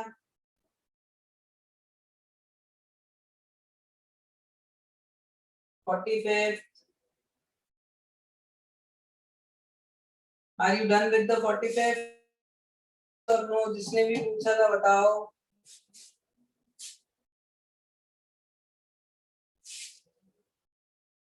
फोर्टी फिफ्थ के बाद में आपका डाउट है 47। इक्विपोटेंशियल सरफेसेस को ऑप्शन से करने का ही तरीका है, देख लो, डॉट प्रोडक्ट करके जीरो ले लो, y और x का एक लाइन दिया हुआ है, equipotential, the equation of an equipotential line is this, electric field vector at 1,2 में बी, जो भी सरफेस होती है उससे तो equipotential surface electric field line perpendicular होती है। तो ये लाइन है और ये इलेक्ट्रिक फील्ड है, डॉट प्रोडक्ट ले लो, लाइन के ऊपर y equal to 2x I cap plus 2j cap, मैंने एक पॉइंट ले लिया, जब मैं x को 1 रखा y 2 आया तो एक पोजीशन वेक्टर आ गया आई कैप प्लस 2j कैप। तो आई कैप प्लस 2j कैप चारों ऑप्शन का डॉट प्रोडक्ट ले, जिसका आंसर 0 मिले वो आंसर है। बात समझ आई या नहीं आई? 46 47 इक्विपोटेंशियल सरफेस की बेसिक डेफिनेशन, सरफेस की परपेंडिकुलर होती है इलेक्ट्रिक फील्ड। अरे आया या नहीं आया बोलो भाई। ये इलेक्ट्रिक फील्ड वेक्टर और ये सरफेस पर एक पोजीशन वेक्टर, जिसने भी पूछा था आई होप इट्स क्लियर। तो मैं आई कैप प्लस 2j कैप का डॉट प्रोडक्ट लेऊंगा, सिर्फ और सिर्फ डी डेली के अंदर मेरे को आंसर 0 मिलेगा। तो 47 का आंसर चेक करो, का आंसर क्या डी डेली है, वही होगा। चलिए आगे बढ़ जाते हैं अपन। 47 के बाद में आपका डाउट आया 48, 49 और 50। अब ये 3 सवाल बाकी हैं। 48 इलेक्ट्रिक फील्ड दी हुई है Ex, Ey और Ez, where is equipotential surface will be of the form. Okay, देखिए सेम कंसेप्ट लगना है, कुछ अलग नहीं है।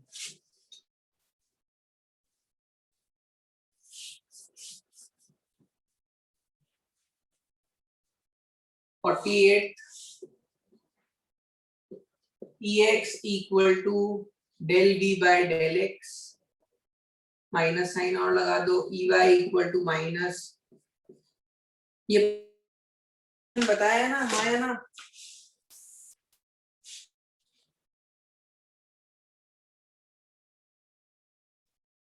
बस खत्म हो गया सवाल। 48 Ex कितना दिया हुआ है 4axy root z equal to minus del B upon del X. इधर आ जाते हैं 4ay root z into X square upon 2। Similarly दूसरे के लिए कर लेते हैं 2ax square into Y equal to minus. बात समझ आ रही है? आया ना, मैंने ey की जगह ये लिखा और इंटीग्रेट कर दिया y के रेस्पेक्ट में।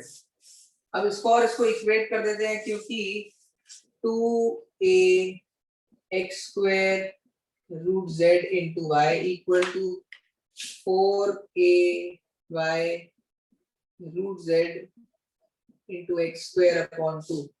हाँ, ये तो इक्वली आ गए।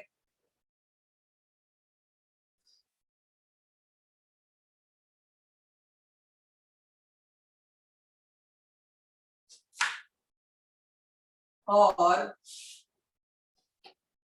ये देखो यही सी हो जाएगा X square into Y equal to 1 upon root Z और एक कांस्टेंट है ए। आंसर क्या दिया हुआ है x की पावर 4 वाई स्क्वायर जेड। 48 का आंसर देखो ध्यान से, ये रहा, इजी हो गया। आई बात समझ में या नहीं आई? इसका स्क्वायर कर दो ना, आंसर आ गया बी सी कैलकाटा। ओके आ गया। 48 के बाद में 49। A charge 3 coulomb experience a force 3000 when placed in a uniform electric field. Potential difference between 2 points separated by 1 centimeter. Uniform electric field अगर फोर्स दिया हुआ है तो 49 में फोर्स बराबर QE। फोर्स दिया हुआ है, चार्ज दिया हुआ है, इलेक्ट्रिक फील्ड आ गई, और फिर मेरे को क्या निकालना है E बराबर delta V upon delta R। करो ना, सॉल्व करो, डेल्टा V निकालना है। क्या पूछ रहे हो बच्चों वाले सवाल? ये 1 सेंटीमीटर दिया हुआ है, 49 भी हो गया, 5050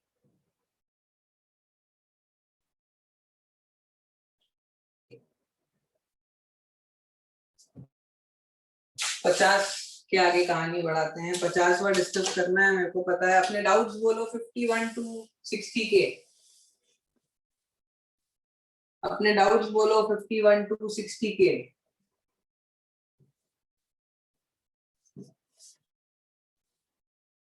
फिफ्टी फोर, 56, 50 बता रहा हूँ, 57,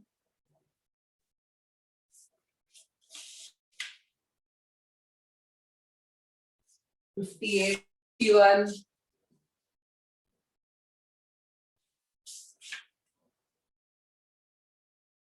60 तक के डाउट बता दो। 63, 55,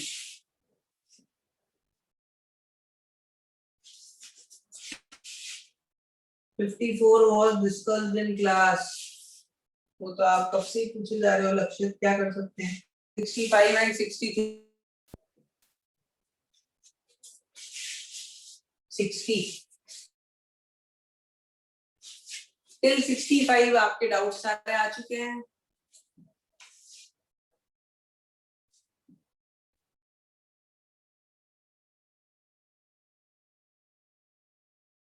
चलिए अब ये कितने सवाल हो गए, 3 3 6 और 9 और 1 10। फटाफट देखते हैं 10 सवाल। 50वां सवाल,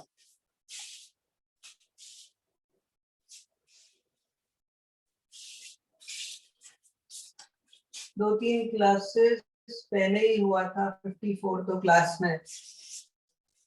देखो पहले 50वां देखो, फिर 54 क्वेश्चन देखता हूँ, अगर इजी हुआ तो नहीं बताऊँ।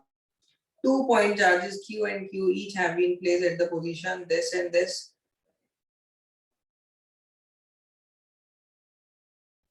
देखो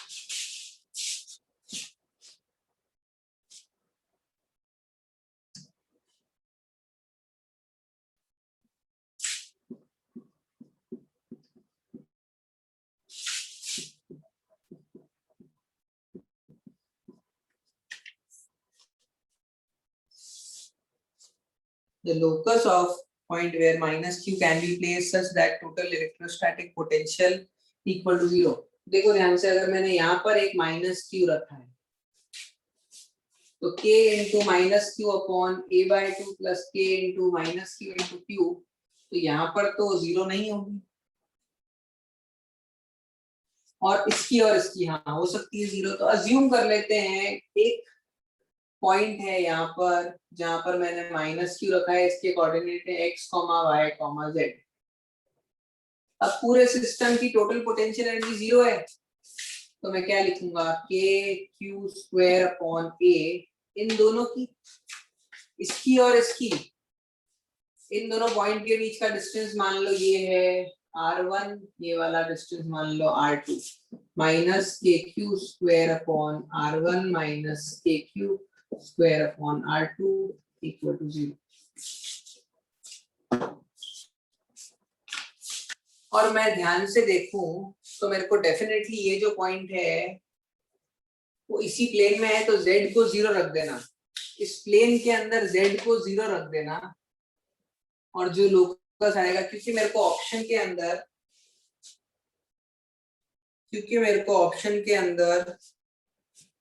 नहीं, z भी दिया हुआ है ना,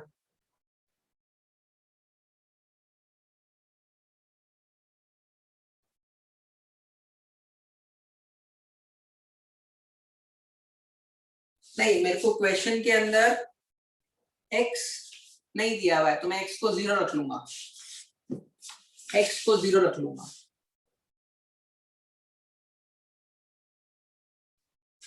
ये वाला डिस्टेंस निकाल सकते हैं डिस्टेंस फॉर्मूले से, ये वाला डिस्टेंस भी निकाल सकते हैं डिस्टेंस फॉर्मूले से, इक्वेशन आ जाएगी। समझ गए हाँ या ना? हाँ, क्वेश्चन ऑप्शन में देखा मैंने z और y के अंदर ही प्लेन में दिया हुआ है, और सोच के देखो इसी प्लेन में तो आएगा, तभी तो इसका ये वाला डिस्टेंस और डिस्टेंस सेम होगा, तो x 0।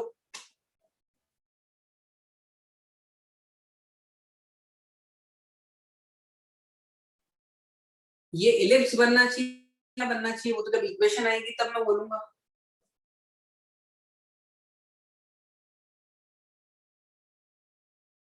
चलिए 50th के बाद में है 54th, इंटीग्रेशन का सवाल है 54 बेटा, जिसने भी पूछा है 54th, ये इनफाइनाइट लाइन चार्ज है और यहाँ पर एक सेमी सर्कुलर रिंग है, इसकी वजह से एक फोर्स इधर, एक फोर्स इधर, एक फोर्स इधर, एक फोर्स इधर, एक फोर्स इधर, तो ये यहाँ पर ऐसे देखो बहुत सारे फोर्स हैं, इन सब के एक कंपोनेंट जो राइट की तरफ वाले कंपोनेंट है, मेरे को वो आंसर चाहिए। तो 54th में इंटीग्रेशन का इन्वॉल्वमेंट है, ये पॉजिटिव और ये ऐसा है, तो देखो इसकी वजह से इधर की तरफ, इधर इधर की तरफ और इधर इधर की तरफ, तो ये जो दो कंपोनेंट है रिंग के, एक इस साइड पे और एक इस साइड पे, इन दोनों के ये वाले कंपोनेंट जुड़ जाएंगे, तो सेंटर से कुछ थीटा के ऊपर फोर्स निकालना, उस फोर्स का सेंटर से थीटा मतलब कॉस वाला कंपोनेंट,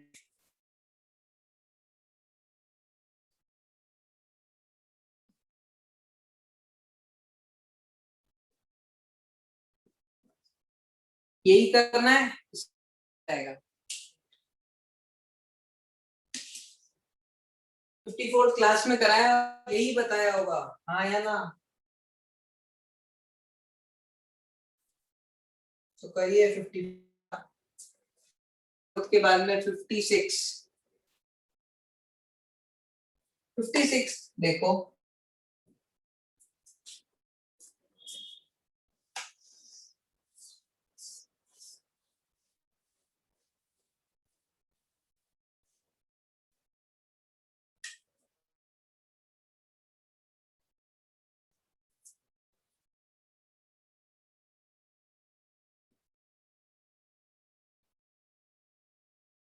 इलेक्ट्रिक फील्ड ऊपर की तरफ है, यहाँ माइनस क्यू पड़ा है, यहाँ प्लस क्यू पड़ा है, और क्या है भाई, व्हील हैविंग मास, इसका व्हील का मास दिया हुआ है स्मॉल एम।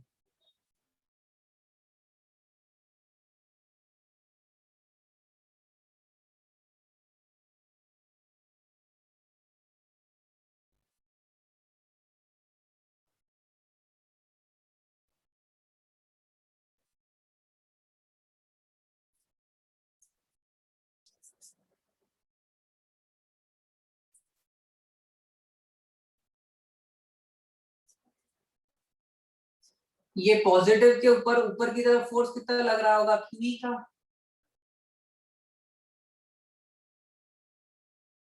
इस नेगेटिव के ऊपर एक फोर्स लग रहा होगा नीचे की तरफ कितने का, क्यूई का।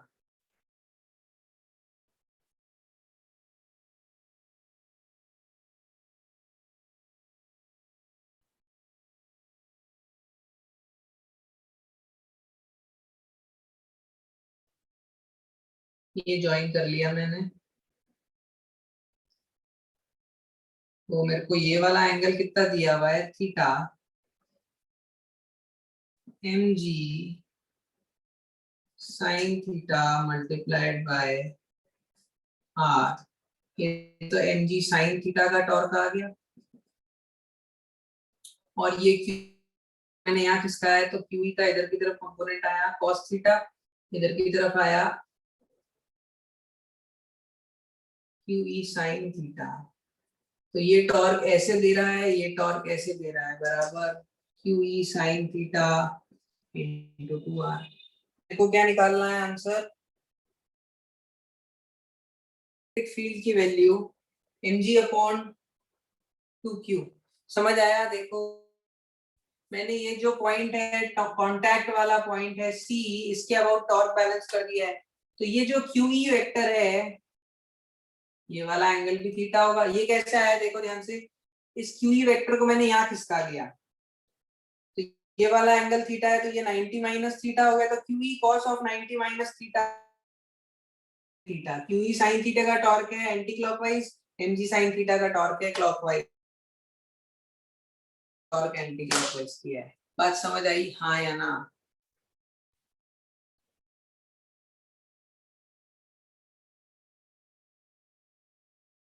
56 का सोल्यूशन देखो बोर्ड पे लिखा हुआ है। 56 के बाद में आगे बढ़ जाते हैं, 56 के बाद में है 57।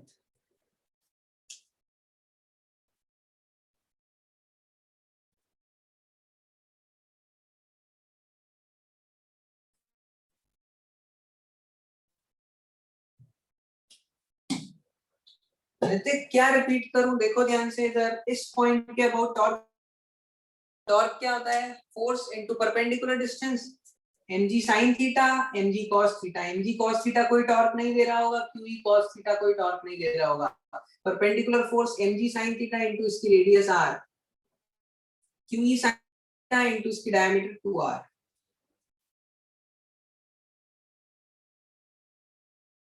समझ गए? चलिए next question 57। An equilateral triangle wire frame of side L having 3 point charges at its vertex. Component of electric field due to configuration.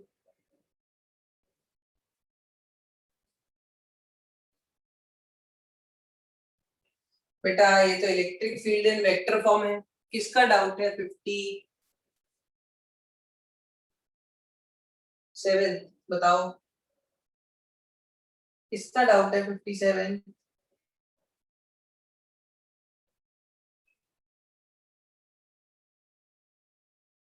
अरे बताओ भाई 57 किसका डाउट है?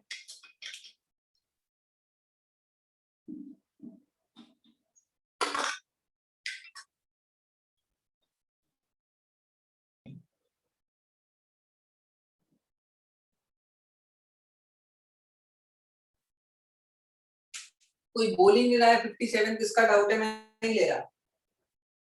मेरे को बताओ किसका डाउट है 57, फिर बात करूं आगे। 57 के बाद में आपका डाउट आया है 58। A B C D P Q N uniform electric field equipotential surface पे वर्क करना नहीं होता है, तो बस उस कंसेप्ट को यूज करूंगा मैं और अगला क्वेश्चन 50 कर दूंगा।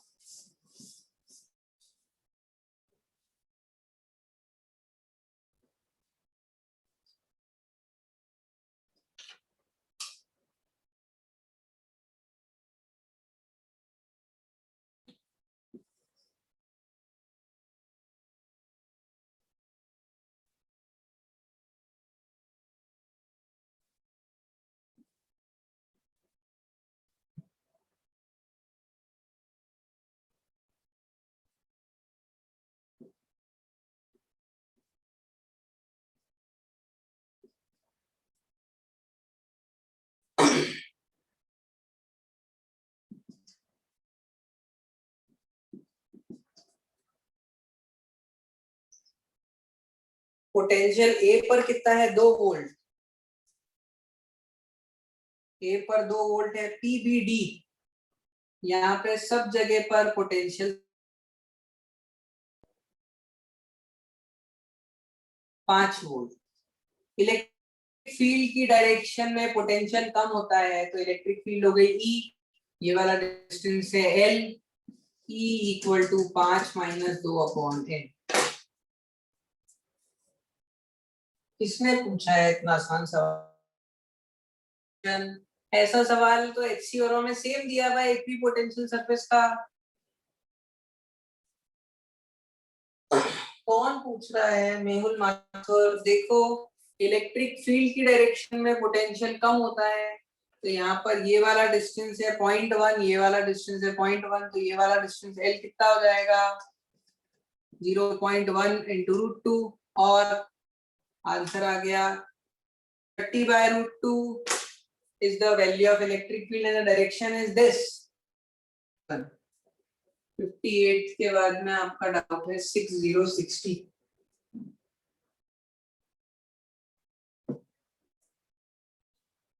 पे आते हैं, ये कॉपी कर लो मेहुल।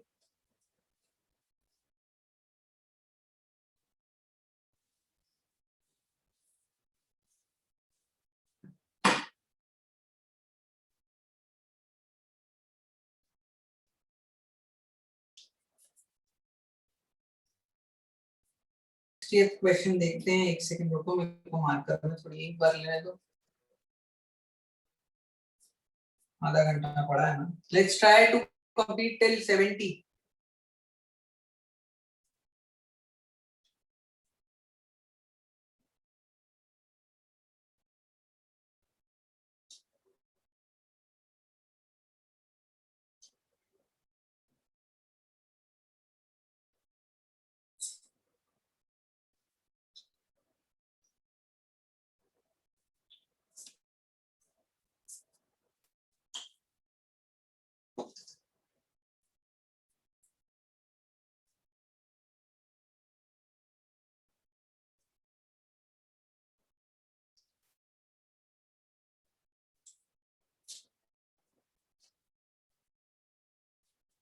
सिक्स जीरो सिक्सटी क्या है भाई? 60वां सवाल। Figure shows the electric field lines around an electric dipole which of the arrow base represent electric field at point P। Okay,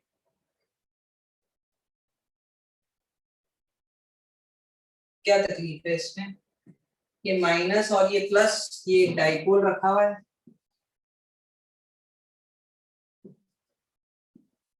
इस पॉइंट पर इलेक्ट्रिक फील्ड। अब ये जो डाइपोल है उसका एक कंपोनेंट इधर की तरफ, तो एक इलेक्ट्रिक फील्ड आ जाएगी, इधर की तरफ और एक और इलेक्ट्रिक फील्ड आ जाएगी इधर की तरफ, तो आ जाएगा नेट इधर।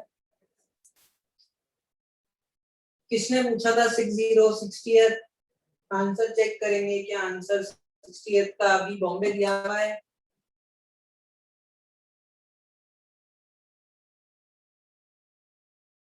ये तो आपको क्लास में सिखाया होगा ना कि ये जो डाइपोल है उसके मैंने दो कंपोनेंट तोड़ दिए, एक और दूसरा ये। तो ये वाले कंपोनेंट के लिए तो along the incline 2kp1 upon r cube, ये p1 हो गया, और ये p2 हो गया, p2 की वजह से इधर kp2 अपॉन r क्यूब। इन दोनों का रिजल्टेंट में यही तो होगा।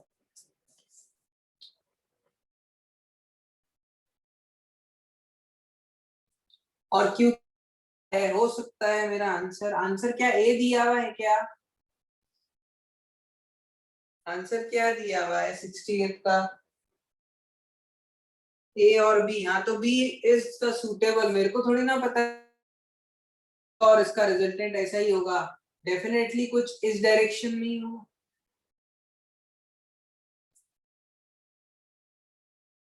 यही सबसे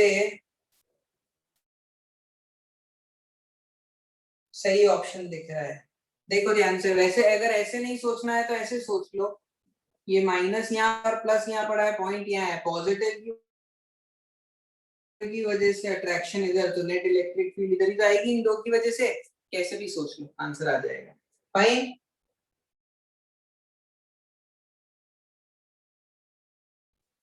कैसे भी सोच लो आंसर आ जाएगा, बी बॉम्बे। 60th के बाद में आपका डाउट है 61st। A dipole consists of two particles, one with plus mass with other charge minus mass, separated by a distance 3 for small oscillation about its equilibrium position, angular frequency. Okay.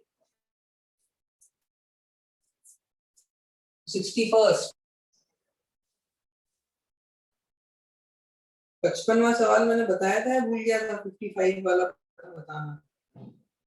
मैं 55th question बेटा बताना भूल गया, किसी का doubt है क्या अभी भी? 55th क्वेश्चन बताना भूल गया, किसी का डाउट है? किसका? तो पहले 55th ही देख लेते हैं।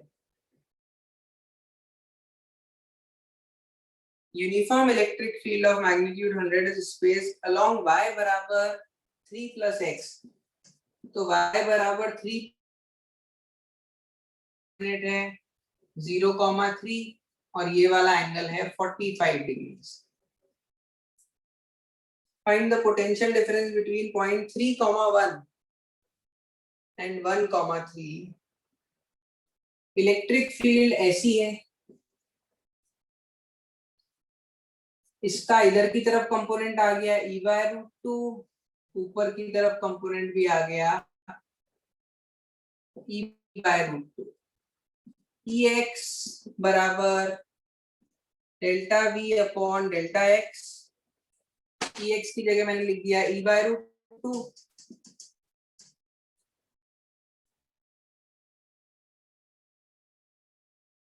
डायरेक्टली कर लो ना।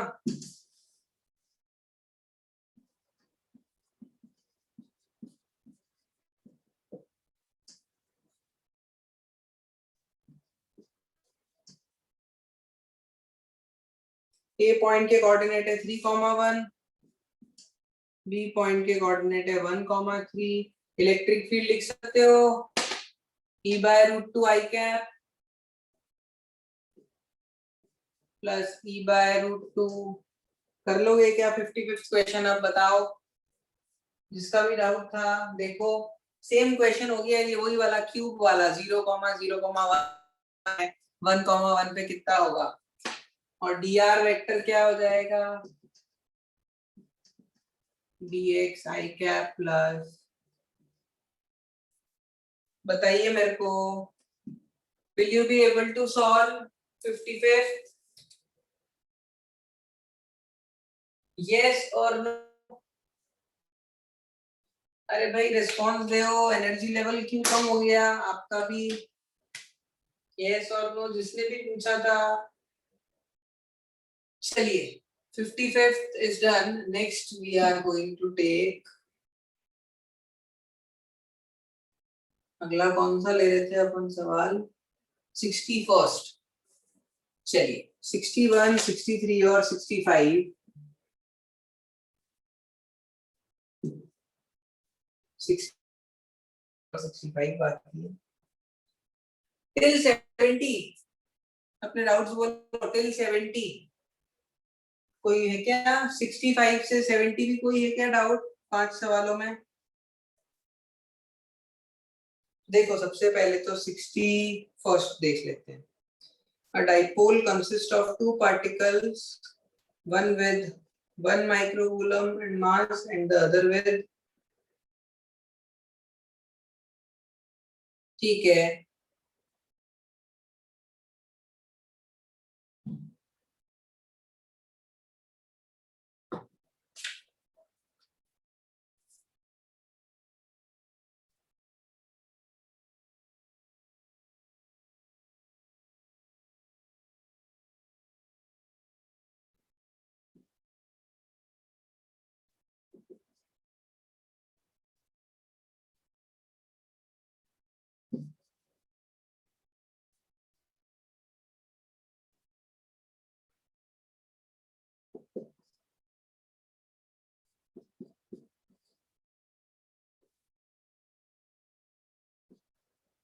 क्या ऐसा कुछ क्वेश्चन क्लास में कराया है क्या कि अगर एक डाइपोल को मैं इलेक्ट्रिक फील्ड के अंदर रखता हूँ और अपनी स्टेबल पोजीशन से हल्का सा डिस्प्लेस करता हूँ तो वो एसएचएम करता है, उसका टाइम पीरियड रीस्टोरिंग टॉर्क बराबर I alpha equal to P cross E, बोले तो पी साइन थीटा।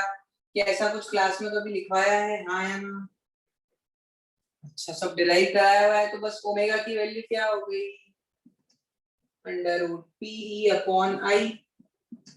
इसके और इसके बीच में डिस्टेंस कुछ दिया हुआ है आपको 1 metre. Under root dipole moment क्या हो जाएगा? Charge multiplied by length that is 1 metre into electric field की वैल्यू दी हुई है अपॉन m1 इंटू 0.5 का whole square plus m2 into 0.5 का whole square. Moment of inertia mr square centre के अबाउट m1 इंटू 0.5 का whole square plus m2 into 0.5 का whole square. सारी वैल्यूज रखो, ओमेगा आ जाएगा। क्लास में करा ऐसा हो ही नहीं सकता, नहीं बताया हो।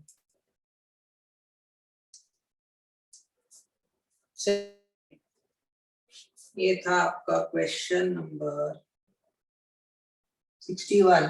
Next is your 63rd।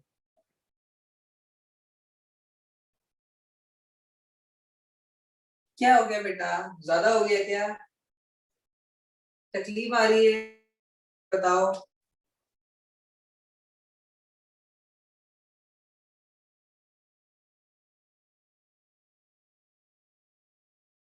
थोड़ी थोड़ी तकलीफ आ रही है तो देखो बेटा, इलेक्ट्रोस्टैट्स पे पकड़ बनाने का एक ही तरीका है। क्या? क्लास में जो भी चीज बताते हैं वो याद करो। ये देखो जैसे इसके ऊपर क्वेश्चन आ गया, ये क्लास में लिखवाया हुआ होगा कई बार, उसका यूज है। तो आपको 12th के अंदर you have to remember things. 11th के जैसी नहीं है 12th। 11th में तो चीज समझनी पड़ती थी, फिर उसको अप्लाई करना पड़ता था। मैकेनिक्स हो गया, फ्रिक्शन हो गया, रोटेशन हो गया।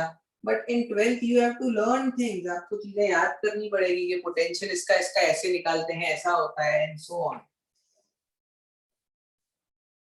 12th अपने हिसाब से देखो तो 12th में चीजें याद करनी है तो 12th याद करने की ज्यादा होती है, तो 12th डिफिकल्ट नहीं होती है। 63rd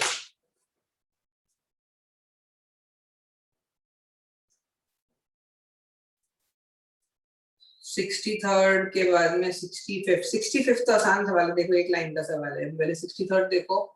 N electric dipole is kept on the axis of a uniformly charged ring of radius r by √2.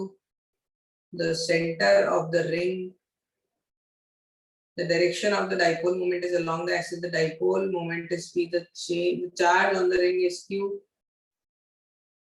Radius is r. The force on the dipole is nearly 0. देखो ध्यान से, ये डाइपोल ऐसे रखा हुआ है सेंटर पर, ये माइनस क्यू है और ये प्लस क्यू। इसकी वजह से इलेक्ट्रिक फील्ड राइट की तरफ तो फोर्स लग गया क्यों,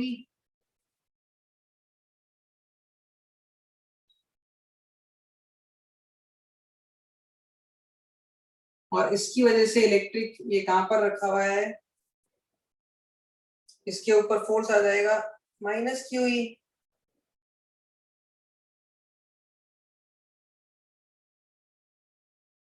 at a distance r by root 2 from the center,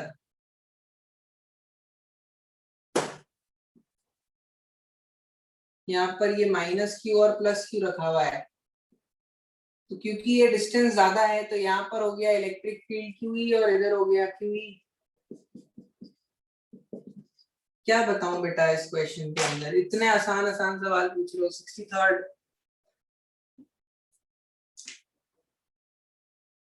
याद ही नहीं रहते फॉर्मूले तो 61 में मैंने भी यही किया था बट उससे आंसर नहीं आया। कौन सा 61 बेटा? 61 आपको करना वही है, ओमेगा निकालना है, पीई अपॉन आई, मासेस अलग अलग दिए हुए हैं। मेक श्योर आपने कैलकुलेशन में सब कुछ चीजें सही डाली हुई हो। नहीं नहीं नहीं, they are separated by distance 3 metre, 1 metre नहीं है 3 मीटर है।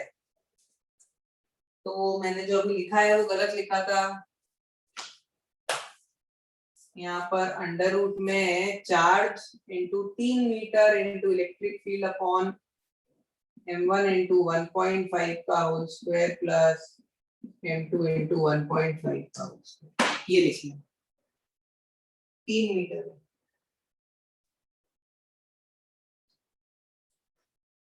नहीं आ रहा आंसर, अभी लेके आते हैं आंसर को। कहाँ गया सवाल? 61 ये रहा। Dipole two particles charge 1n-1 with uniform electric field. तो अंडर रूट के अंदर चार्ज की जगह तो मैंने कितना रख दिया 10 की पावर,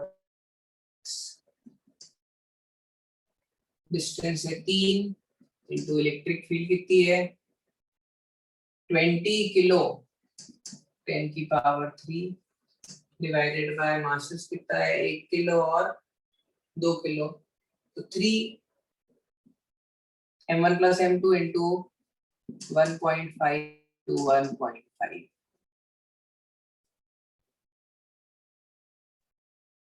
इधर से गया तो यहाँ पर 2 जीरो और आए, 1 2 3 3 6, ये पूरा इससे खत्म हो गया। 3 2 6, 3 से 3 कटा, √2/15 आ गई ओमेगा। क्वेश्चन में क्या है भाई?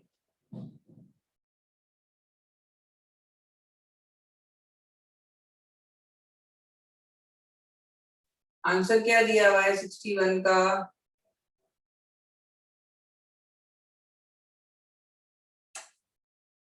√2/15 कितना होता है? आ तो रहा है आंसर बेटा, देखो लगभग 1.4/15 और 1.5/15 कर लो, लगभग आंसर आ तो रहा है 0.1। क्या बताऊं इसमें?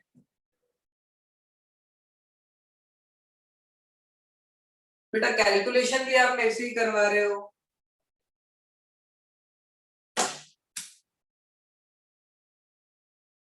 ऐसे काम थोड़ी ना चलेगा बेटा कि कैलकुलेशन भी मैं ही कर रहा हूँ। आप किसी काम के नहीं हो, आप सबके सब। चलिए लास्ट क्वेश्चन 65th।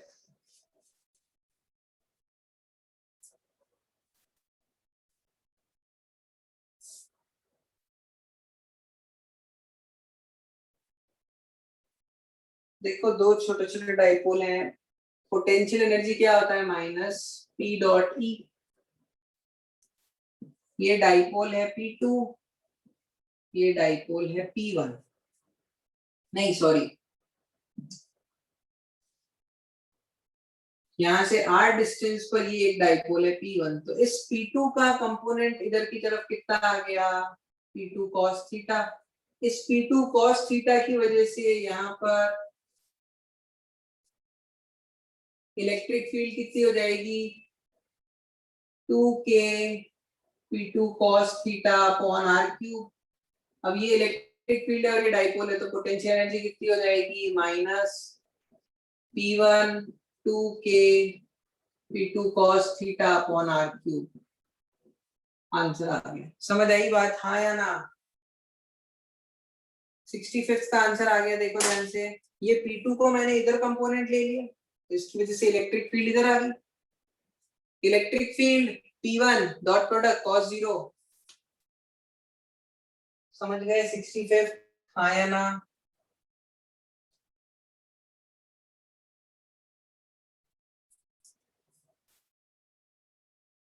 अच्छी बात है हर्ष लोहिया। तो आप वो जनरल फॉर्मूले से करो, मैं ऐसे ही करूंगा, क्योंकि ऑलरेडी इतने सारे फॉर्मूले इलेक्ट्रोस्टैट्स में, काहे को जनरल फॉर्मूला याद करूं?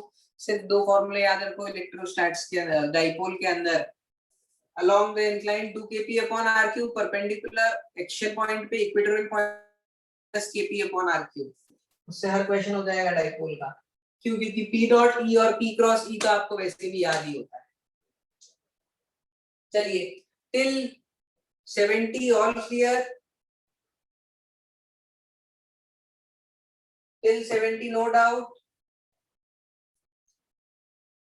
चलिए टिल 80 अपने डाउट्स बोल लो, और टिल 80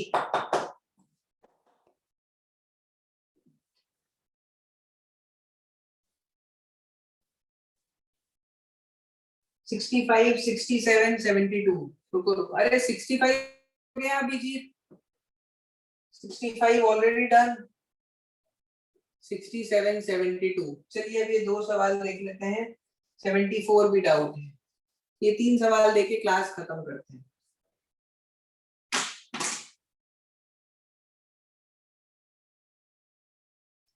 सिक्सटी फिफ्थ के बाद आपका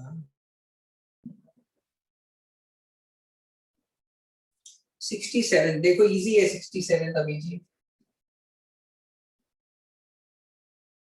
67 इजी है, देखो। 4 charges are placed at a 4 charges are placed at distance a from the origin dipole moment।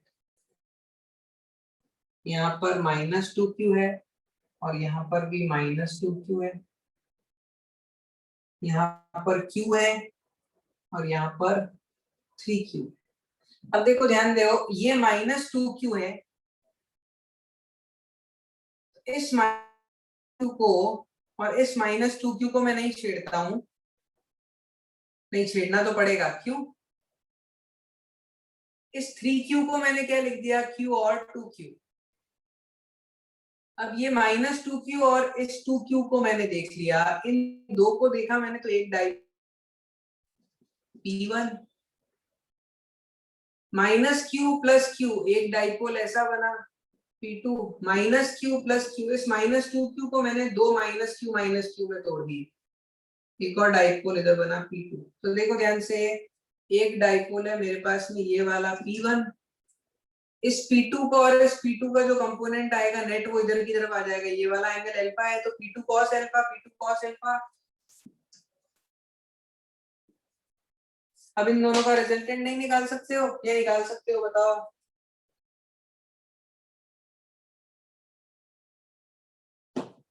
Derivation आज नहीं हो पाएगा, बस आज 80 तक क्वेश्चन ही डिस्कस होंगे। ये 67 का रिजल्टेंट निकाल लेना।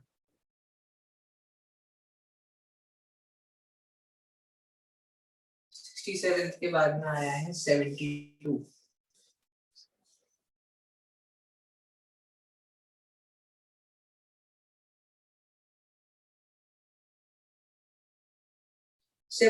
देखो,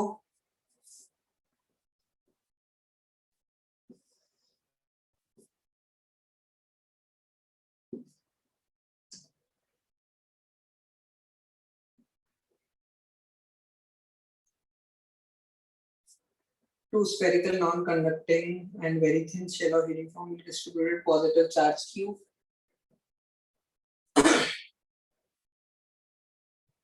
a point charge Q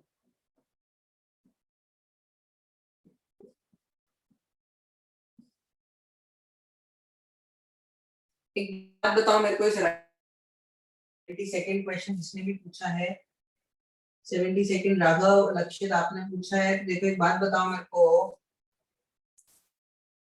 इस राइट वाले को भूल जाओ, इस क्यू की वजह से इस पॉइंट पर इलेक्ट्रिक फील्ड क्या होगी?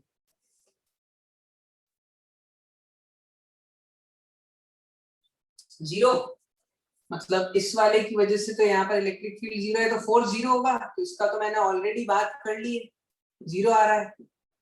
ये एक पॉइंट चार्ज की तरह बिहेव कर रहा होगा सच दैट ये वाला डिस्टेंस कितना हो जाएगा 10d माइनस मतलब 9.5d, और इसकी वजह से फोर्स किस तरफ होगा, लेफ्ट की तरफ, कितना, k q into q divided by 9.5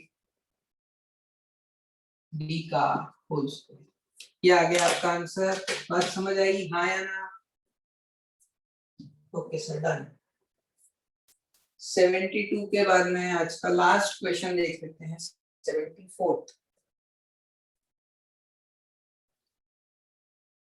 There are four concentric shell A, B, C, D of radius. This shell B and D are given plus Q minus Q. Shell C is now at potential difference B, A and B.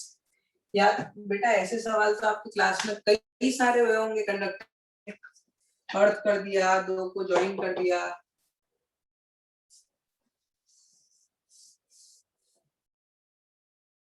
Seventy four देखो,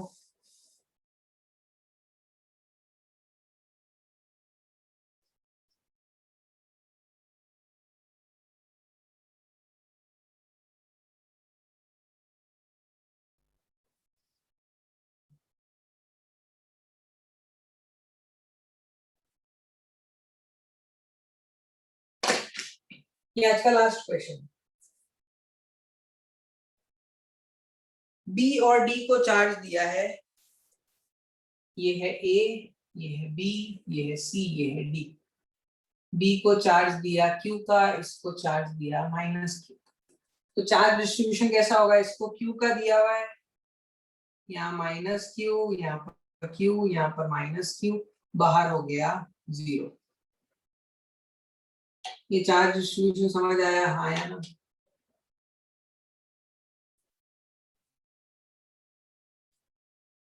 please 73 का C option also, 73 का C option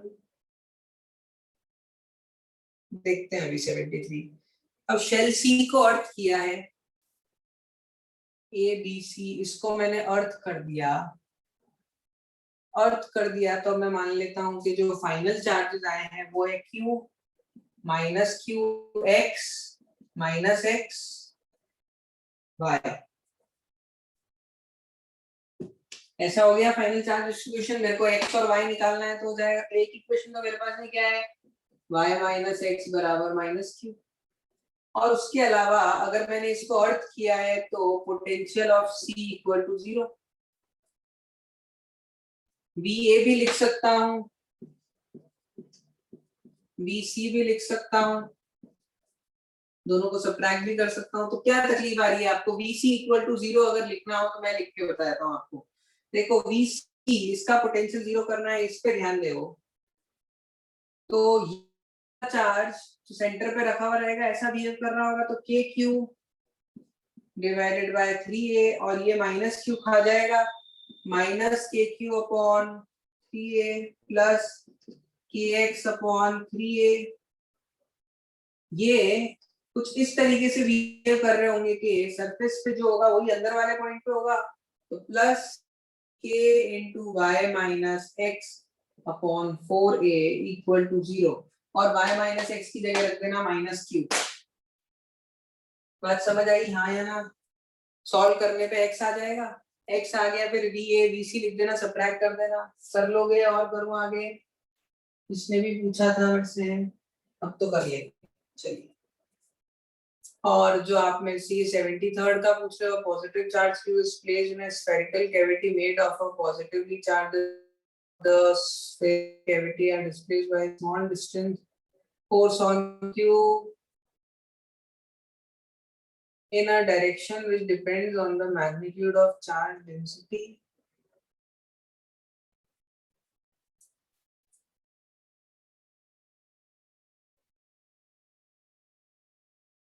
हाँ तो गलत है ना बेटा 73rd का सी, तो क्या बताऊं इसमें?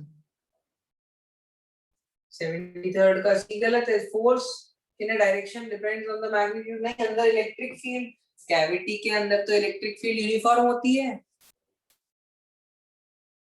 ऐसा पढ़ाया होगा आपको, inside a cavity is uniform.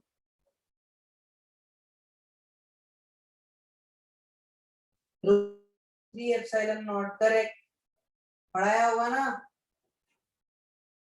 Electric field uniform है तो फोर्स भी यूनिफॉर्म हो गया ना।